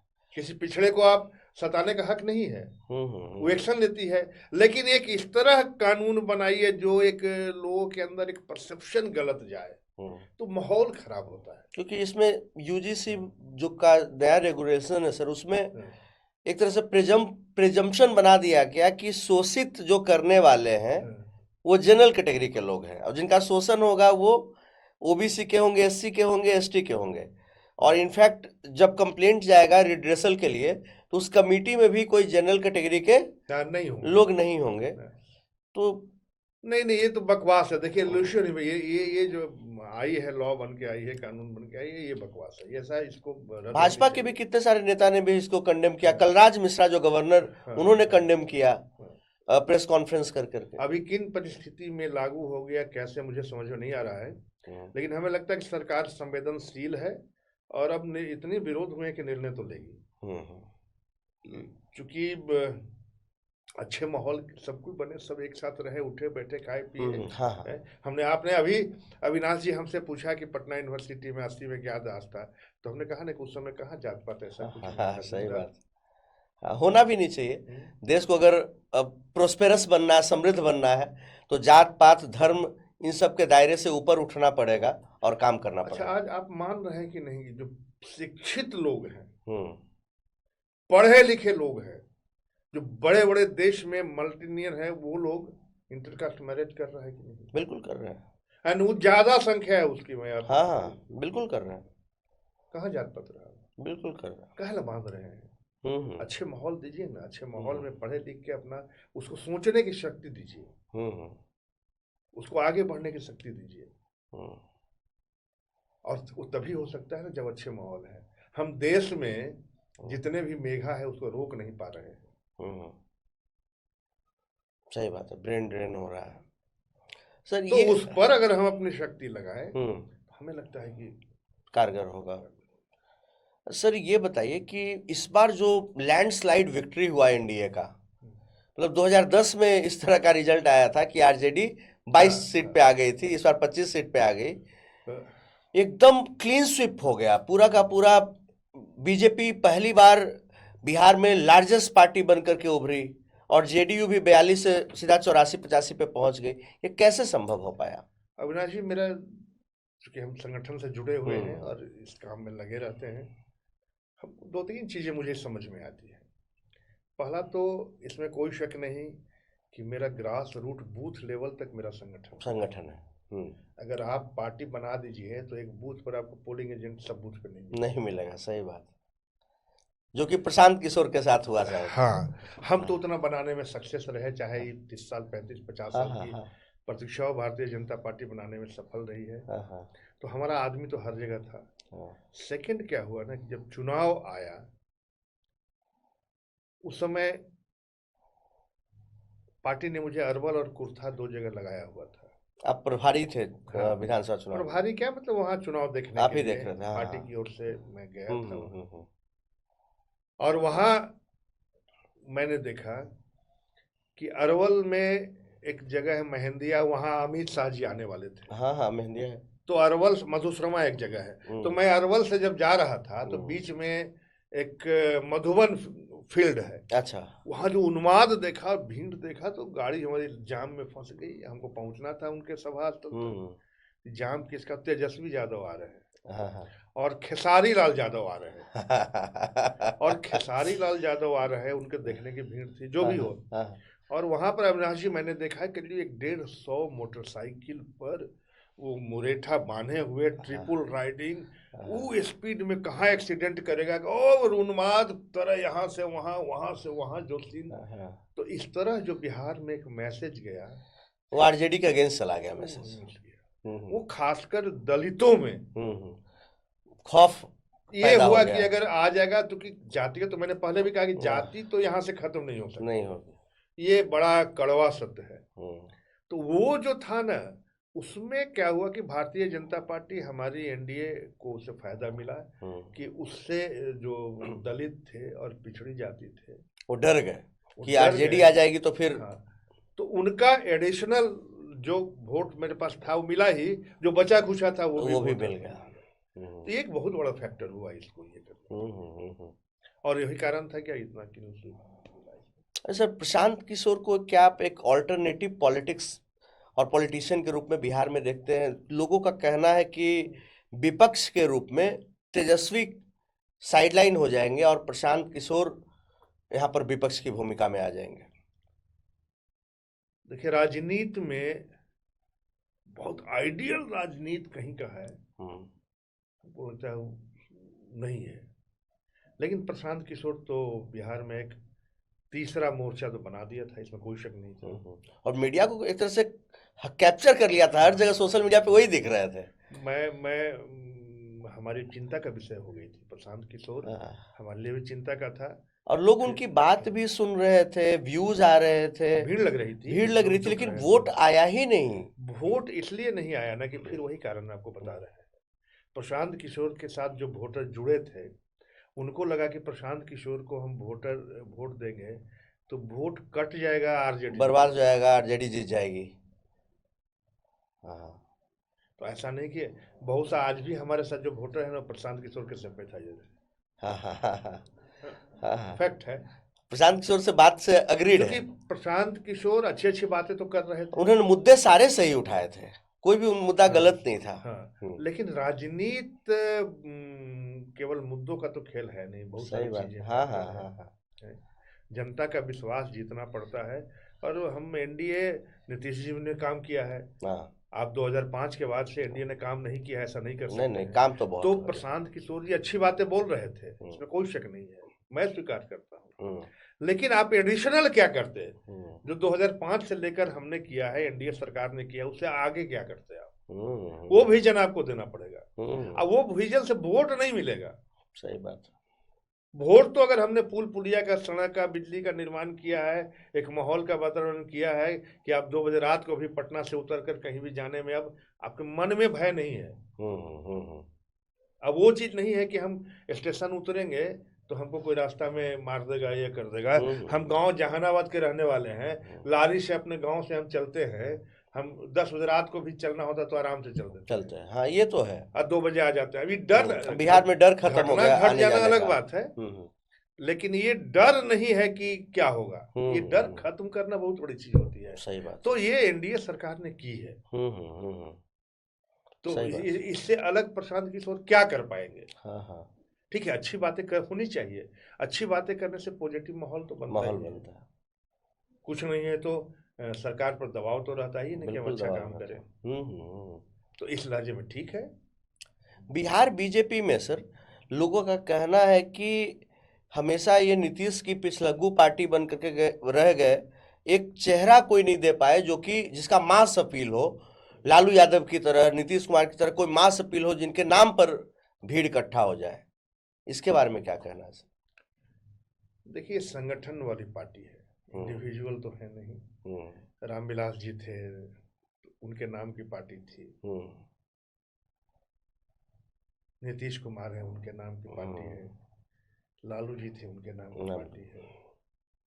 उपेंद्र कुशवाहा बने तो अपना बने, वो जो भी हो, लेकिन भारतीय जनता पार्टी एक संगठन वाली पार्टी है। और हम चुनाव में जो जाते हैं, लड़ते हैं, तो 3 चीजों का ध्यान हमारे यहाँ जब मीटिंग होती है तो ये बात होती है कि पहली चीज कि राज्य के विकास और राज्य में कैसे स्थिरता हो, पहला इसको ध्यान में रखना है। सेकंड, क्या कॉम्बिनेशन है, हम किन किन के साथ रहेंगे तो क्या हमारा वोट आएगा, कितना परसेंटेज है, उसका एक कैलकुलेशन होता है। चुनाव सेल जो हमारा है, वहाँ बैठ के इस पर मंथन होता है। तो एक दूसरा वो रहा। और तीसरा कि जब 2005 में हम चुनाव लड़े थे तो नीतीश कुमार को मुख्यमंत्री मानकर ही लड़े थे। उनका नाम अनाउंस किया गया था कि अगर हम जीतेंगे तो मुख्यमंत्री नीतीश जी होंगे। तो 5 से लेकर 10 तक जितना अच्छा बिहार में काम, उसमें बहुत सब लोग अग्री करते हैं। तो 5 से 10 तक जो बिहार में काम हुआ, तो भारतीय जनता पार्टी का जो हमारा थिंक टैंक है या ऊपर, उनको लगा कि चलिए ये दोनों मिलकर जनता इसको पसंद करती है, अच्छा रहता है। अब इसका फायदा नीतीश कुमार भी उठाते रहे। लेकिन भारतीय जनता पार्टी और नीतीश कुमार का जो अलायंस था ना, वो स्वाभाविक अलायंस था। माने हम उनके साथ कंफर्टेबल रह सकते हैं, वो मेरे साथ कंफर्टेबल रह सकते हैं, ऐसा था। लेकिन वो लालू जी के साथ, तेजस्वी के साथ कंफर्टेबल नहीं रहे। ये नेचुरल नहीं लगता, नेचुरल नहीं था। अभी बिल्कुल सारी चीजों को समझते हैं तो हमें नहीं लगता है कि ये बहुत नेचुरल था। बिल्कुल नेचुरल नहीं था। लालू जी का अपना किन्हीं कारणों से वो छोड़ कर गए थे, आ गए तो फिर अब उनको मान के हम लोग चल रहे हैं। और हमारे यहाँ जितनी भी साथी है, हमारे यहाँ नेता की कमी नहीं है। सुशील जी भी विजनरी थे, और आज भी चंद्रमोहन राय हाँ, चंपारण में उनका काफी वजूद था पूरे बिहार में। हाँ। 2005 से लेकर 2010 तक का अगर क्रेडिट सबसे ज्यादा जाता है तो चंद्रमोहन राय को जाता है। तो हमारे यहाँ नेता की कमी ऐसा नहीं थी, लेकिन संगठन है ना, संगठन में हमारा केंद्रीय नेतृत्व तय करता है कि क्या होगा। अगर केंद्रीय नेतृत्व तय कर दिया कि यही होगा तो संगठन के नीचे को मानना पड़ता है। सर वो अच्छा तय करे, बुरा करे। सर बीजेपी जो कि जैसा आपने भी बताया संगठन की पार्टी है, कैडर बेस्ड पार्टी है, लेकिन बीजेपी की ये क्या मजबूरी है कि जो इनके विरोधी हैं आरजेडी, राष्ट्रीय जनता दल, वहां से आयातित नेता को गृह मंत्री सम्राट चौधरी को बनाया गया, उप मुख्यमंत्री भी बनाया गया, प्रदेश अध्यक्ष भी बने। इसके पहले संजय जायसवाल जो कि वो भी आरजेडी से आए थे, उनको भी प्रदेश अध्यक्ष बनाया गया। तो क्या मतलब आरजेडी वाले जो आ रहे हैं उन्हीं को सिर्फ आगे बढ़ाया जा रहा है और बीजेपी के अपने कैडर के लोग, आप विद्यार्थी परिषद से आए, आपके जैसे और भी बहुत लोग हैं, उनको क्यों नहीं आगे बढ़ाया जा रहा? अविनाश जी, ये तो सवाल मेरे पार्टी में भी है और आपने एक बड़ा सवाल किया है। ये अंदर पार्टी में भी लोग काफी इस चीज को लेकर चर्चा होती रहती है, कुछ न कुछ शक नहीं है। लेकिन 15 में नहीं 19 में 19 में मैं चुनाव सेल का संयोजक था। अच्छा। एमपी चुनाव का। ओके। और एमपी चुनाव का नॉमिनेशन से लेके और बाकी सारा चीजें मैं ही देख रहा था पूरे बिहार में, भारतीय जनता पार्टी से जुड़े हुए। उस समय हमारे राष्ट्रीय महामंत्री संघ हैं मुख्यालय अरुण सिंह। हाँ हाँ, अरुण सिंह। वो पटना आए हुए थे, मौर्य में, चाणक्य में रुके हुए थे। तो बहुत सारे जो कार्यकर्ता, पुराने कार्यकर्ता थे, तो देख रहे थे कि उससे आ रहे हैं, उससे आ रहे हैं, उससे आ रहे हैं, उनको जगह मिल रही है, टिकट मिल रही है। तो सारे लोग, मैं भी वहाँ बैठा हुआ था, सब लोगों ने इस सवाल को, उन्होंने कहा कि एक चीज बताइए, हमारी पार्टी केवल अपने कार्यकर्ताओं के बीच ही रह जाएगी तो इतनी बड़ी पार्टी तो नहीं बन पाएगी, जनाधार नहीं बढ़ेगा। और जब जनाधार बढ़ाना है सब लोगों को तो बाहरी को लाना पड़ेगा, और बाहरी आएंगे तो हमारे बन के रहेंगे, नहीं रहेंगे तो फिर बाहर जाएंगे। तो उसको बाहरी और भीतरी की बात मत कीजिए। अब जब आपको अपने संगठन का, पार्टी को बड़ा करना है तो कहां से कीजिएगा? हर तो कहीं ना कहीं किसी न किसी पार्टी से जुड़े हुए हैं। तो अगर उनको छोड़कर आपके यहाँ आ रहे हैं तो उनको पार्टी में तो हम मेंबर बनाएंगे ही। उसमें से कुछ लोगों को प्रतिनिधि के रूप में स्वीकारना पड़ेगा। तो इसलिए घबराना नहीं है, पार्टी तो बड़ी भारतीय जनता पार्टी है ना होगी। लेकिन जो सालों साल से कर्तव्य निष्ठा के साथ पार्टी से लगे हुए हैं, उनको नहीं मिलता है तो फिर उनको लगता है कि होगा ही, ये इम्बैलेंस चलता रहेगा। ये संभव है ही नहीं। खासकर जो बिहार में और हिंदुस्तान इतनी बड़ी जनसंख्या वाला देश है, इसमें राजनीति करना ही बहुत आसान नहीं, बड़ी बात, और उस पर सबको खुश करना बहुत अच्छा लगे, किन्हीं को बुरा लगे, लेकिन मेरा अनुभव होना चाहिए बना रहा है कि सबको खुश करना असंभव है, संभव नहीं है। एंड उतने माइक्रो लेवल तक आप सोचिएगा ना तो बड़ा नहीं बन पाएगा। तो दिक्कत है, थोड़ा दर्द तो होता है उसमें। लेकिन जब आपको बड़ा बनना है तो लोगों को जोड़ना पड़ेगा। सर ये बताइए कि पटना हाई कोर्ट में आप सेंट्रल गवर्नमेंट को रिप्रेजेंट करते हैं, आप सेंट्रल गवर्नमेंट के काउंसिल के रूप में हैं, आप इतने सारे पैनल में हैं, आप सीबीआई के केसेस को देख रहे हैं, एनडीपीएस को देख रहे हैं, रेलवे के मैटर्स को देख रहे हैं, बहुत सारे मैटर्स आप देख रहे हैं। तो how does it feel to be in the limelight? Avinash ji, Patna उच्च न्यायालय के बारे में पार्टिकुलरली पूछ रहे हैं। हाँ, तो मेरा लंबा अनुभव है, तो ये मेरा सौभाग्य है कि भारत सरकार ने अपना वकील पटना हाई कोर्ट ने मुझे बनाया है। सीबीआई एक विभाग के केस को देख रहा हूँ। यहाँ केस की पेंडेंसी बहुत है, और जो हम लोग बचपन से सुनते आए हैं कि त्वरित न्याय नहीं मिले, समय पे न्याय नहीं मिले, तो वह अन्याय है। बिल्कुल, ये यहाँ होता है, हो रहा है। अब देखिए 1988, 89, 90 का सेकेंड अपील अभी तक पेंडिंग है। कितने साल हुए? 40 साल। हाँ हाँ। तो 40 साल, 25 साल, 30 साल पहले जो केस फाइल किए थे वो अभी तक पेंडिंग है। ये और उसका कारण जो मुझे लगता है कि जजेज का स्ट्रेंथ बढ़ाना पड़ेगा। सही बात है, पॉपुलेशन बढ़ रहा है। कभी भी यहाँ 53 सैंक्शन पोस्ट है, 53 जजेज का सैंक्शन पोस्ट है, लेकिन कभी भी 53 जज कभी नहीं रहे। 2 4 5 होते हैं, अभी तो बहुत और आगे बढ़ा है, लेकिन जब तक कुछ होते हैं उतना रिटायर कर जाते हैं। अभी तो जनवरी में 3 लोग अपॉइंट हो गए। अभी तो करीब 38 के करीब हम लोग पहुंच चुके हैं, लेकिन अच्छी संख्या है। लेकिन इसके बावजूद भी काम नहीं चलेगा, क्योंकि बिहार में इससे कैसे काम चलेगा? आप डिस्प्यूट कम कीजिए, हाई कोर्ट क्या है? अपीलेट कोर्ट है, रीट कोर्ट है। रीट कौन लोग करते हैं? अगर स्टेट गवर्नमेंट में उनको प्रमोशन नहीं मिला, रिटायरमेंट के बाद रिटायरमेंट बेनिफिट नहीं मिला, वो लोग अगर वो वहां पर ट्रिब्यूनल्स बनाकर बहुत सारे, अभी तो हुआ भी है, अगर वहां केसेज कम करें तो हाई कोर्ट में पेंडेंसी कम हो जाएगी। अब क्रिमिनल साइड में आप देखिए, सबसे बड़ा जो सुप्रीम कोर्ट ने टिप्पणी की थी कि बिना सोचा समझे आपने शराबबंदी कानून बिहार में लागू कर दिया। नतीजा क्या हुआ? कोई भी इतने बड़ा निर्णय लेने के पहले स्टडी करना पड़ता है। इतने सारे केसेस बढ़ गए, टाइम जा रहा है उसी में। ये स्टडी करना पड़ेगा कि आप संभाल पाएंगे नहीं। 1 लाख अगर अधिक आप आदमी को पकड़ के जेल में बंद कर रखें कहाँ? सही बात है। एक रूम की जिसकी कैपेसिटी 10 कैदियों को रखने की है, वहां 50 रह रहे हैं। तो आपको तो कोई कानून लाने के पहले न्यायालयों की संख्या बढ़ाना पड़ेगा। छोटी छोटी केसेज भी केट में पेंडिंग है, पेंडिंग रेट डिस्पोजल होगा, सुनवाई चलेगी तभी डिस्पोजल होगा। वहां संख्या बढ़ी नहीं, शराबबंदी कानून लागू हो गया। ये बहुत इस पर सुप्रीम कोर्ट ने भी सबने बड़ा ये किया था कि ये बिना सोचे समझे, इसको स्टडी करने के बाद ही ना।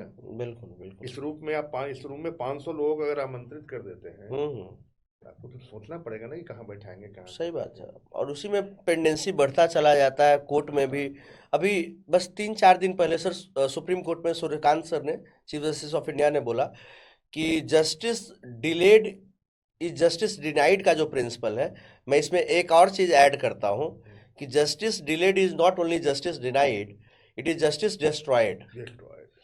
और अभी जो पटना हाई कोर्ट के चीफ जस्टिस है, ये जब पटना हाई कोर्ट में कार्यभार संभाले तो बिहार जुडिशियल सर्विसेज के जितने भी जजेस हैं सब लोगों के साथ एक वर्चुअल मीटिंग होती है। तो इन्होंने पहला लाइन यही बोला कि मैं आप सब लोग से एक फेवर के लिए आया हूँ, just do me a favour, कि आप लोग हाई कोर्ट को एक तरह से बेल कोर्ट मत बना दीजिए।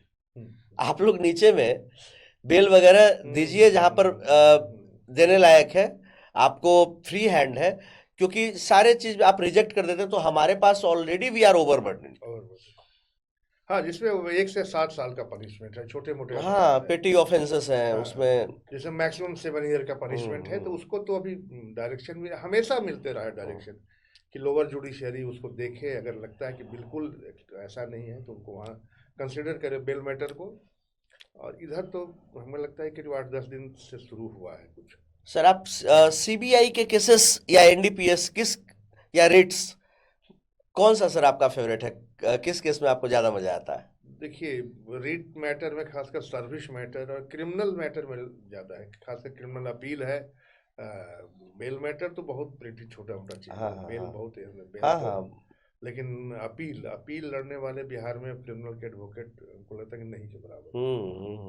अपील काफी मेहनत की चीज है, और तो अपील वगैरह तैयारी करना और लड़ना मुझे अच्छा लगता है। तो क्रिमिनल अपील हो या क्रिमिनल मैटर्स हो, क्रिमिनल रीट हो, ये थोड़ा मेरा फेवरेट चीज है। प्योर सिविल में नहीं करता हूँ। ओके।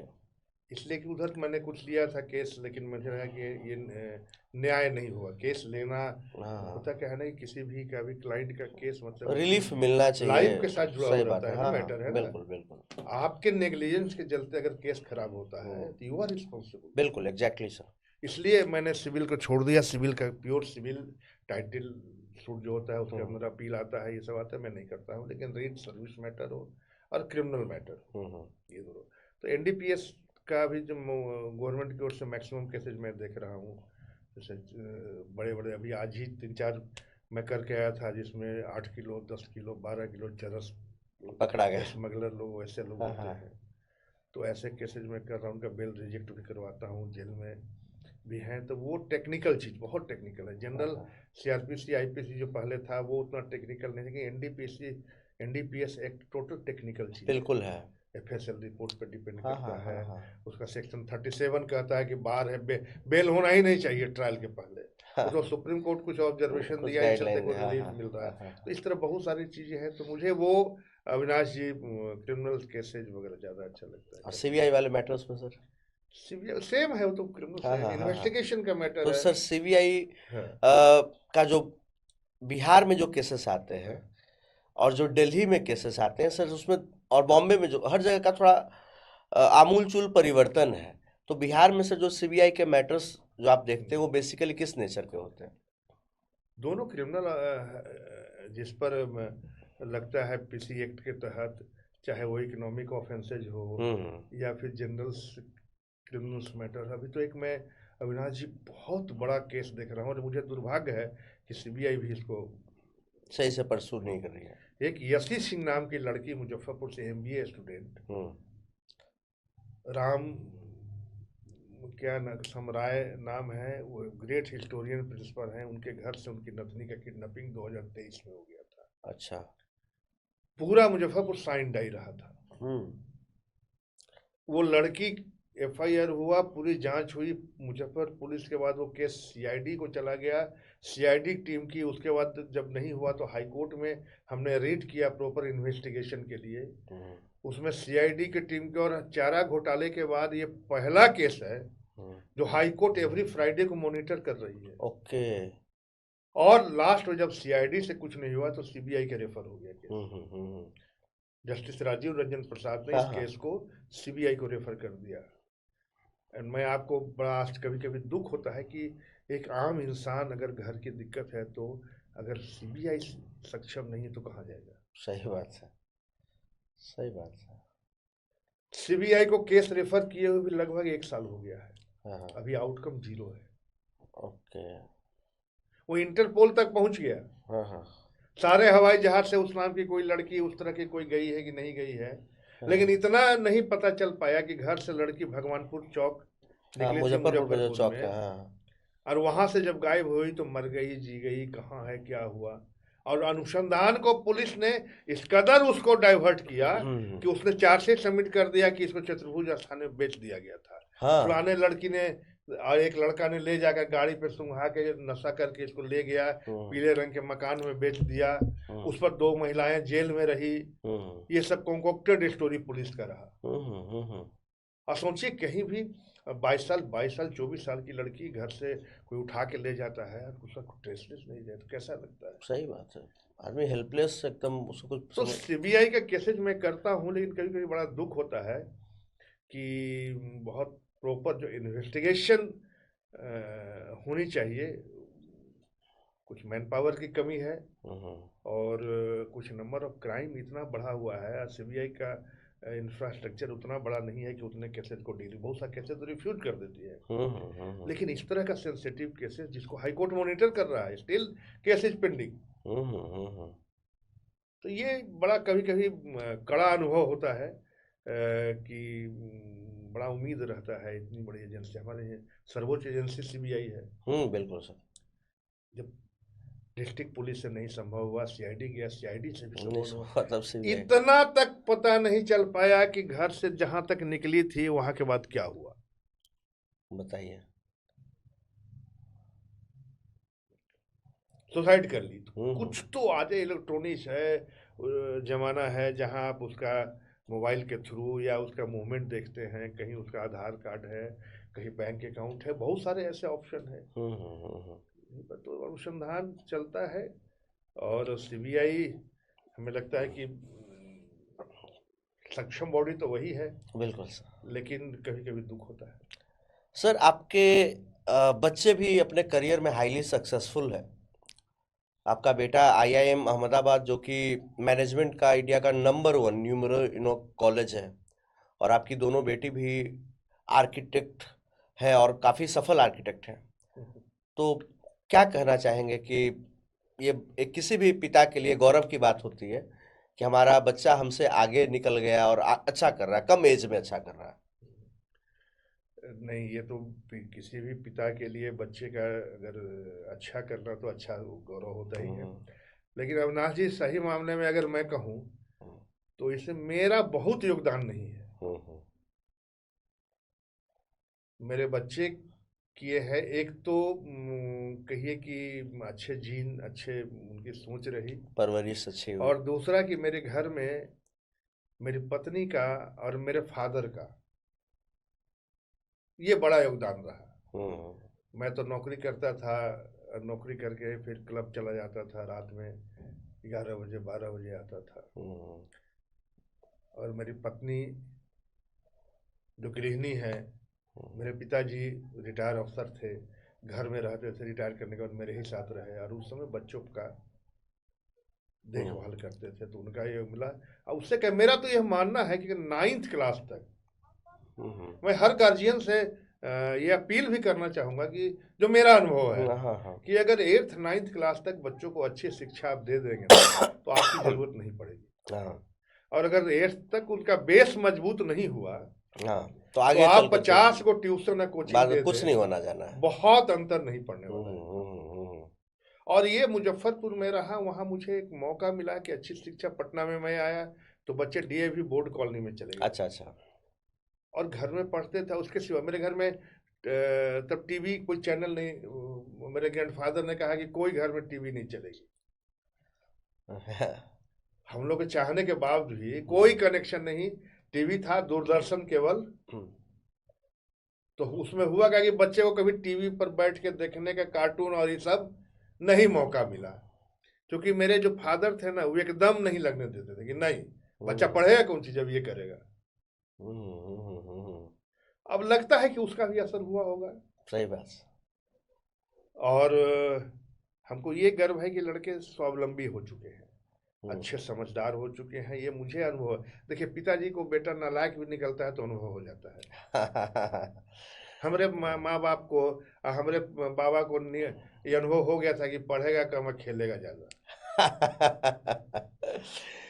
तो हमको भी ये अनुभव अब सुकून देता है कि मैं देखता हूँ कि बच्चे में क्या अच्छा है। और इसमें कोई शक नहीं, आपने कहा कि एक बड़ी बेटी मीनाक्षी है जो अमेरिका में अभी आर्किटेक्ट है, अपनी कंपनी भी खोल ली है। शी इज डूइंग वेल, वहाँ एस्टेब्लिश्ड हो गई है। सेकंड डॉटर मेरी है, वो एनआईटी पटना से है, रिचा, उसने भी आर्किटेक्ट में इंजीनियरिंग करके अभी वो बिरला ग्रुप में है, हेड ऑफ द डिपार्टमेंट है। इस एज में ही वो है। और बेटा छोटा था तो बिट्स पिलानी से इंजीनियरिंग किया, एंड उसकी एक इच्छा थी कि एमबीए करे, तो कैलिफोर्निया यूनिवर्सिटी में उसने एग्जामिनेशन दिया था, कंप्लीट कर गया, लेकिन उसी समय कोरोना आ गई। तो प्रतिबंध लग गया जाने पर, तो बहुत बेचैन था, रोता था। तो हम लोग कहते थे कि बेटा अब कोरोना आ गया है, क्या करोगे, तुम्हारे हाथ में नहीं है, अब अमेरिका में एंट्री ही नहीं है। सही बात है। तो उसमें 1 साल के लिए दिया कि आप इतना पैसा अगर जमा करेंगे तो 1 साल तक रिजर्व रखा जाएगा। तो हम लोगों ने जमा किया, 1 साल के बाद भी नहीं हुआ। तब इसने कहा कि पापा छोड़ दीजिए, तो क्या करेंगे, मेरे नहीं था। उसके बाद पेरू यूनिवर्सिटी है, एक और यूनिवर्सिटी, वहाँ क्वालिफाई किया। वो कहा जाता है कि वर्ल्ड का 3rd मतलब बेस्ट ये में था। लेकिन इतना पैसा फी था ना कि हम देने में सक्षम नहीं हुए। कभी आईआईएम अहमदाबाद भी सर, मेरे पास उतने पैसे नहीं, वहाँ लोन लेना कोलेटरल रखना पड़ता। या वहाँ मेरे पास कैश नहीं थे। हाँ हाँ, न बेटा को कौन नहीं पढ़ाना चाहता। सही बात, सही बात, हम इसलिए नहीं भेजे, लेकिन बच्चों ने भी महसूस किया कि पापा के पास कैसे है। तो मेहनत किया, भगवान ने सुन लिया। और जब IIM अहमदाबाद में उसका सिलेक्शन हुआ, वहाँ कोई कोलेटरल नहीं, किसी तरह का नहीं, बैंक वहाँ खड़ा है कि आप सिलेक्शन लेटर लेके आइए, अब फुल फी का पेमेंट। आपके सर ये आंसुओं का ही सम्मान है कि IIM अहमदाबाद जाने के लिए लोग तरसते हैं। लोग मतलब कि उसके लिए लोग का सपना होता है कि इंडिया में कहीं से मैनेजमेंट करे तो IIM अहमदाबाद से करे, और वहां पे चला गया सर। तो ये आपका सर ये खुशी का आंसू होना चाहिए। नहीं, खुशी का उन्होंने अपने दम पे सब कुछ, और आपको कोई चीज कोलेटरल रखने का जरूरत नहीं पड़ा, बैंक ही खड़ा है। सबको लगता है कि ये ऊपर वाले का। बिल्कुल बिल्कुल बिल्कुल सर। क्योंकि इतना सब कुछ होते हुए भी मेरे पास पैसे नहीं थे कि बच्चों को। अब आजकल बड़े जो भी इंस्टीट्यूशन है, अब IIM अहमदाबाद में 70 लाख फीस है उसका। सही बात है। लेकिन मुझे ये लगा कि आज मेरे बच्चे भी तीनों महसूस करते हैं कि जो भी रिसोर्स है, मेरी एक जमीन, छोटा सा जमीन मैंने बेउर में लिखा था, वो बेच दिया। आज के दिन मेरे पट्टा में कोई जमीन नहीं है, कोई ऐसी मकान नहीं है, एक फ्लैट है जहां मैं रहता हूँ। मेरे मित्र करोड़पति है, उनके पास ढेर सारे मित्र हैं जिनके पास, जो कभी मैं उस शौक में रहा करता था। हाँ, मेरे गांव में है। आपने सर जो कमाया है वो पैसों से कहीं ज्यादा है। जो सम्मान आपने कमाया, जो आपने बच्चे बनाए सर, ये दुनिया भर के कितने जमीन कितने मकान खरीद लेंगे, ये इसका आकलन भी नहीं लगाया जा सकता। तो जो आपने कमाया है सर, वो पैसा से बहुत ज़्यादा है, और हम लोग समझते हैं सर इस बात को, और पूरा भारत, पूरी दुनिया समझती है कि जो इंसान अपने बच्चे को बना दिया, उससे बड़ा अमीर आदमी कोई नहीं है। ये तो खुशी है जरूर अविनाश जी, बना दिए या बन गया, या ऊपर वाले की रही कि एक ऐसा वातावरण मिला कि बच्चे जी जी और सब कुछ पार करते चले गए। अब कोई गम नहीं है। जी जी जी। अब कोई दिक्कत नहीं है। मैं हाई कोर्ट में हूँ, प्रैक्टिस शुरू कर दूंगा। दिया था बीच में तो बहुत राजनीति में भी टाइम देता था, लेकिन अब ज़्यादातर समय देता हूँ। और मैं खेती भी करवाता हूँ खुद गांव में।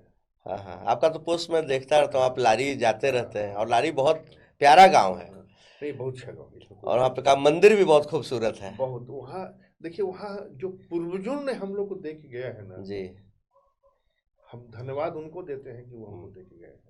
और थैंक्स कि आज के जनरेशन में भी लोग मेंटेन कर रहे हैं। जितनी भी संस्थाएं हैं उसको मेंटेन, बड़ी बड़ी चीज है। पटना गांधी मैदान इतना बड़ा मैदान है, एक एक मंदिर है 20-20 बीघे में, बड़ी बड़ी विशाल विशाल, एक नहीं कई एक मंदिर है। और मेरे यहाँ लोअर स्कूल से लेकर कंज्यूमर कॉलेज तक है, प्योर गाँव है। हॉस्पिटल है, ग्रिड है, एवरीथिंग है, पोस्ट ऑफिस है, बैंक है, प्योर गाँव है। और सारी सुविधाएं हैं। सारी ये समझिए कि पूर्वजों का ही देन है। बिल्कुल देन है, बिल्कुल देन है। हम लोग तो सौभाग्यशाली है कि वहाँ ये तो ये अच्छी चीज है लाइफ का। एक कभी कभी ये लगता है कि चलो, हम कभी बाल बच्चा कहता है कि तुम चिंता मत करियो, जाके घर में बैठेंगे ना तो हम लोग मियाँ बीवी दोनों का काम चलता रहेगा। उतना बाप दादा छोड़ करके गए। ठीक है, कैश नहीं मेरे पास, हमने नहीं कमाया। नौकरी करते थे अविनाश जी, तो हम जब पर्सनल ऑफिसर में ज्वाइन किए थे ना, तो हम लोग को 1030 वाला पे स्केल था 1987 में, और 10,000 रुपये सैलरी मिलती थी। हालांकि 10,000 में बड़ा खुशहाल जीवन बीती। 1987 में 10,000 का वैल्यू भी बहुत ज्यादा था। 10,000 मिलते थे, लेकिन बचत नहीं कर पाए। नहीं कर पाए, बहुत सारे कारण थे। लेकिन चलिए, ऊपर वाले बढ़िया लाइफ जिए। और उसमें कोई गम तो नहीं रहा कि ये नहीं किए, वो नहीं किए। कोई गम नहीं, हंसते खेलते अभी तक गुजर गया है भगवान की दया से। आने वाले सर जो अभी जो सर हमारे यूथ है और खास करके जो जेनजी हैं जिनका बड़ा नाम चल रहा है, नेपाल में सत्ता पलट कर दी है, सर यूथ को क्या संदेश देना चाहेंगे? यूथ सर बहुत डेमोरलाइज हो जाते हैं कभी कभी। जो अभी इंडिया का जो यूथ है वो लोग कहते हैं कि उनको उतना संघर्ष नहीं मिला, वो बर्गर बॉय हैं, सैंडविच बॉय हैं, वो उतना संघर्ष नहीं कर पाए, उनको नहीं मिला, सब कुछ प्लेटर पे मिला, तो हल्का सा भी कुछ ठेस लगता है तो वो सुसाइड करने के लिए आत्महत्या जैसा कदम उठा लेते हैं। तो आज के यूथ को मोटिवेट करने के लिए सर आप क्या कहना चाहेंगे? मैं तो कहता हूं कि मैं एक खिलाड़ी खेलते खेलते उस समय एमबीए कर गया। जी। मेरा मैट्रिक तक तो बहुत एजुकेशन अच्छा नहीं था, ज्यादातर खेल में। और जब समय आया महसूस किया, कर गए, भारत सरकार की नौकरी भी कर लिए। अभी पटना उच्च न्यायालय जैसा प्रतिष्ठित न्यायालय में हाँ। मैं इतने विभागों, तो निराश नहीं होनी चाहिए। इसमें गार्जियन की भूमिका बड़ी है, मोरली सपोर्ट गार्जियन को करना चाहिए। बिल्कुल, हाँ, गार्जियन की भूमिका है सर, बहुत बड़ी भूमिका है। गार्जियन के बच्चों के मोरली से, मैंने कहा ना कि मेरे पास पैसे नहीं थे।